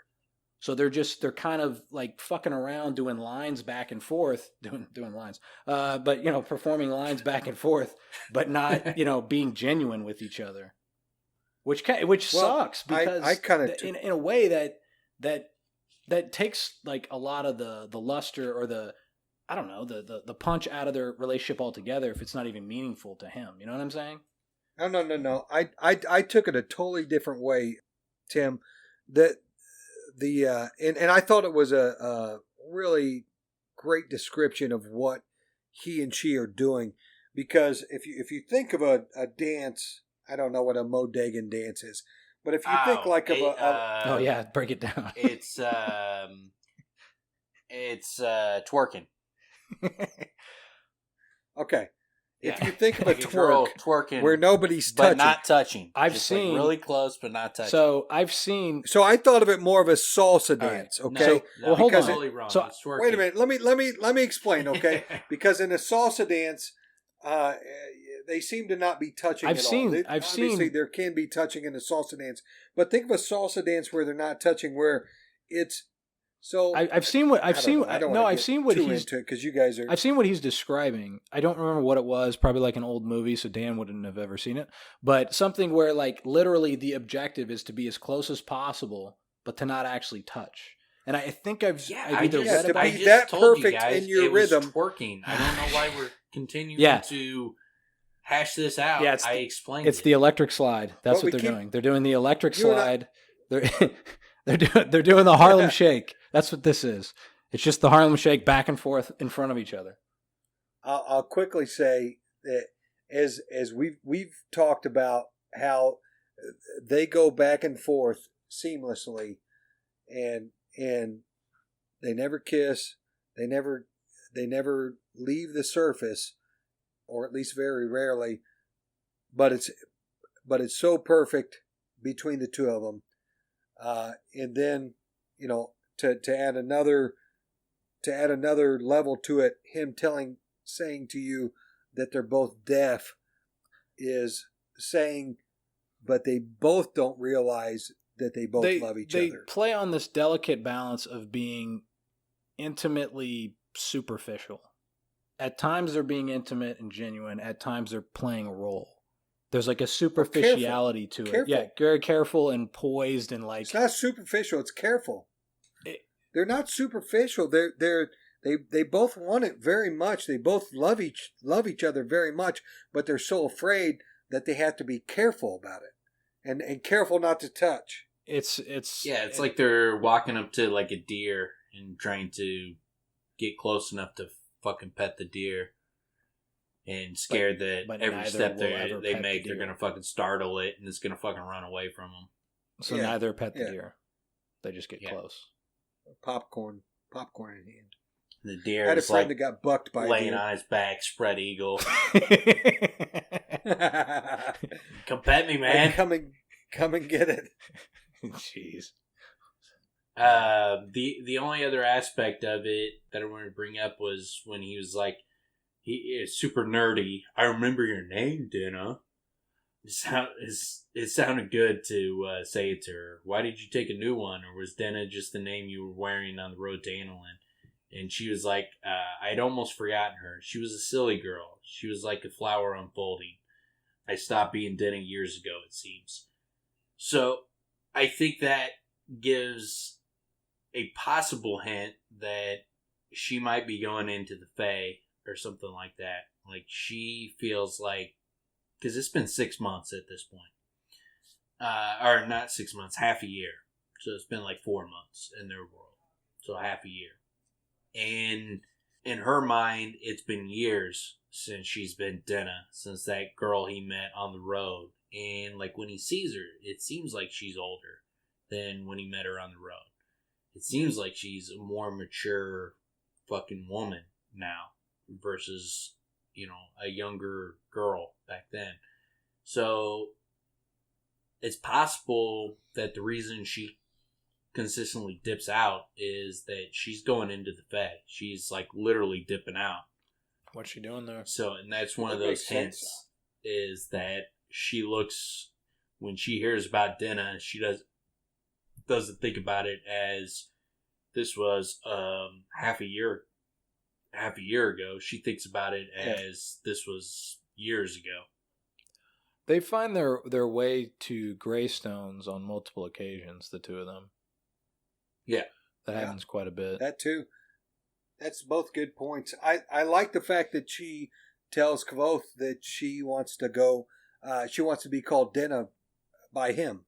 Yeah. She likes to be called Yeah. Denna by I him. like that she's like, it sounds nice when you say it. Something like that. I wonder what she's It's doing also- in the Fae. What is she doing there? I don't know. I mean, What could she who possibly the fuck do? knows? I mean, she could be, there's theories that she is part of the moon. Like, she is the moon incarnate. which, there's moonlight when she's with Kvothe, so that would throw a wrench in that theory. So the two, unless maybe she's the two just of that them. part of the moon that Ix captured, and there's just certain times where she's able to walk the earth. I don't know. Denna is very fucking hard to figure out what the fuck's going on with her. It cannot be simple as she's just some girl. There's got to be more. She's obviously going to the Fae to get railed by some Bass character. Some maybe her and Florian are playing violins together, whatever their words are. They're playing searching hands. Harp. They're working on their harp fingering. No, you know what it's probably called? They probably call it they're doing the scissor testing. Scissor sharpening. It's sharpening scissors is what they call it. Who's they? Many legs. Remember Florian has all these names for their different sexual games they play? Many hands. Scissor legs. Oh. One of her favorite moves is scissor legs. Yeah. Edward Scissor Legs.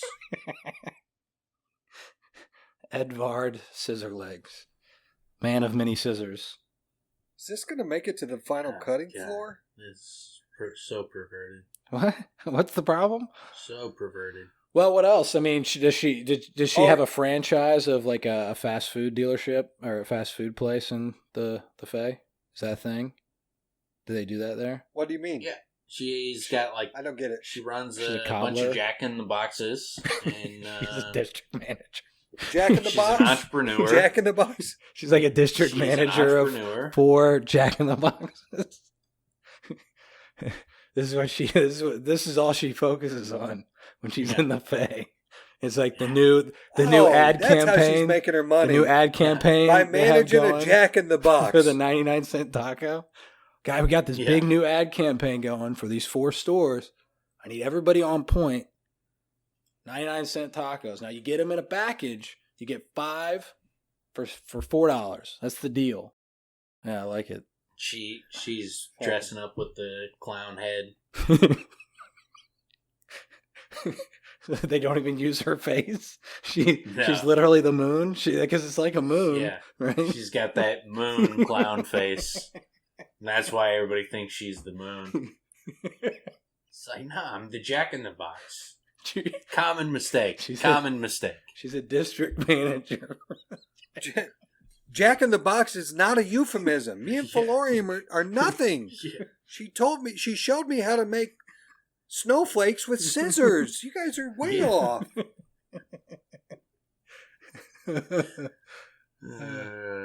I like that. I think that's it's reaching to really high levels of literary craft, but I like it. I think it's solid. It's a cross promotion. To make Jack in the Box in the Fae makes sense, but I think it can be done. It's a big cross promotion. Yeah. So like the third book, it's just gonna have a big Jack in the Box ad, and when you open up the book, there's gonna be like coupons fall out.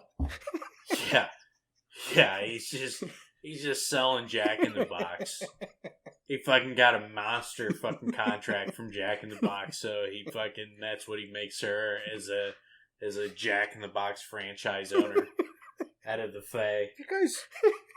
Did you guys already touch on the euphemisms related to the phrase Jack in the Box? Jack in the Box. Yeah, it also works. That's why I brought it up, because it works with the Florian. That's what I thought. Okay. Handcraft. I wasn't sure. Sexual innuendo thing. It's like a triple entendre, man. This is great. It really was. Okay, well, like I said earlier, tune in next week, guys, because the next episode is going to be hot. Well, scissoring, hot scissoring. Like a fucking like a Tabasco scissoring at the sauce Jack in the Box. Fuzzy tacos, man. We got a deal on 5 for 1 fuzzy tacos. Fuzzy tacos with fucking Tabasco sauce and jalapeno. Buy 5, get 1 free. Hot. Harry, holy moly! But we got some great shit on the next one, because we're gonna get into the Bone Tar incident. Fire's gonna break out. He's gonna have to save Fella, and then Denna's gonna meet her patron. So we got some good shit. Yeah, that's good. That's a real good All right, one. we'll see you guys next time. Yeah, man. All right. Fucking Merry- peace Merry out, Christmas. folks. Merry Christmas in July. Mr. Potter! Mr. Potter!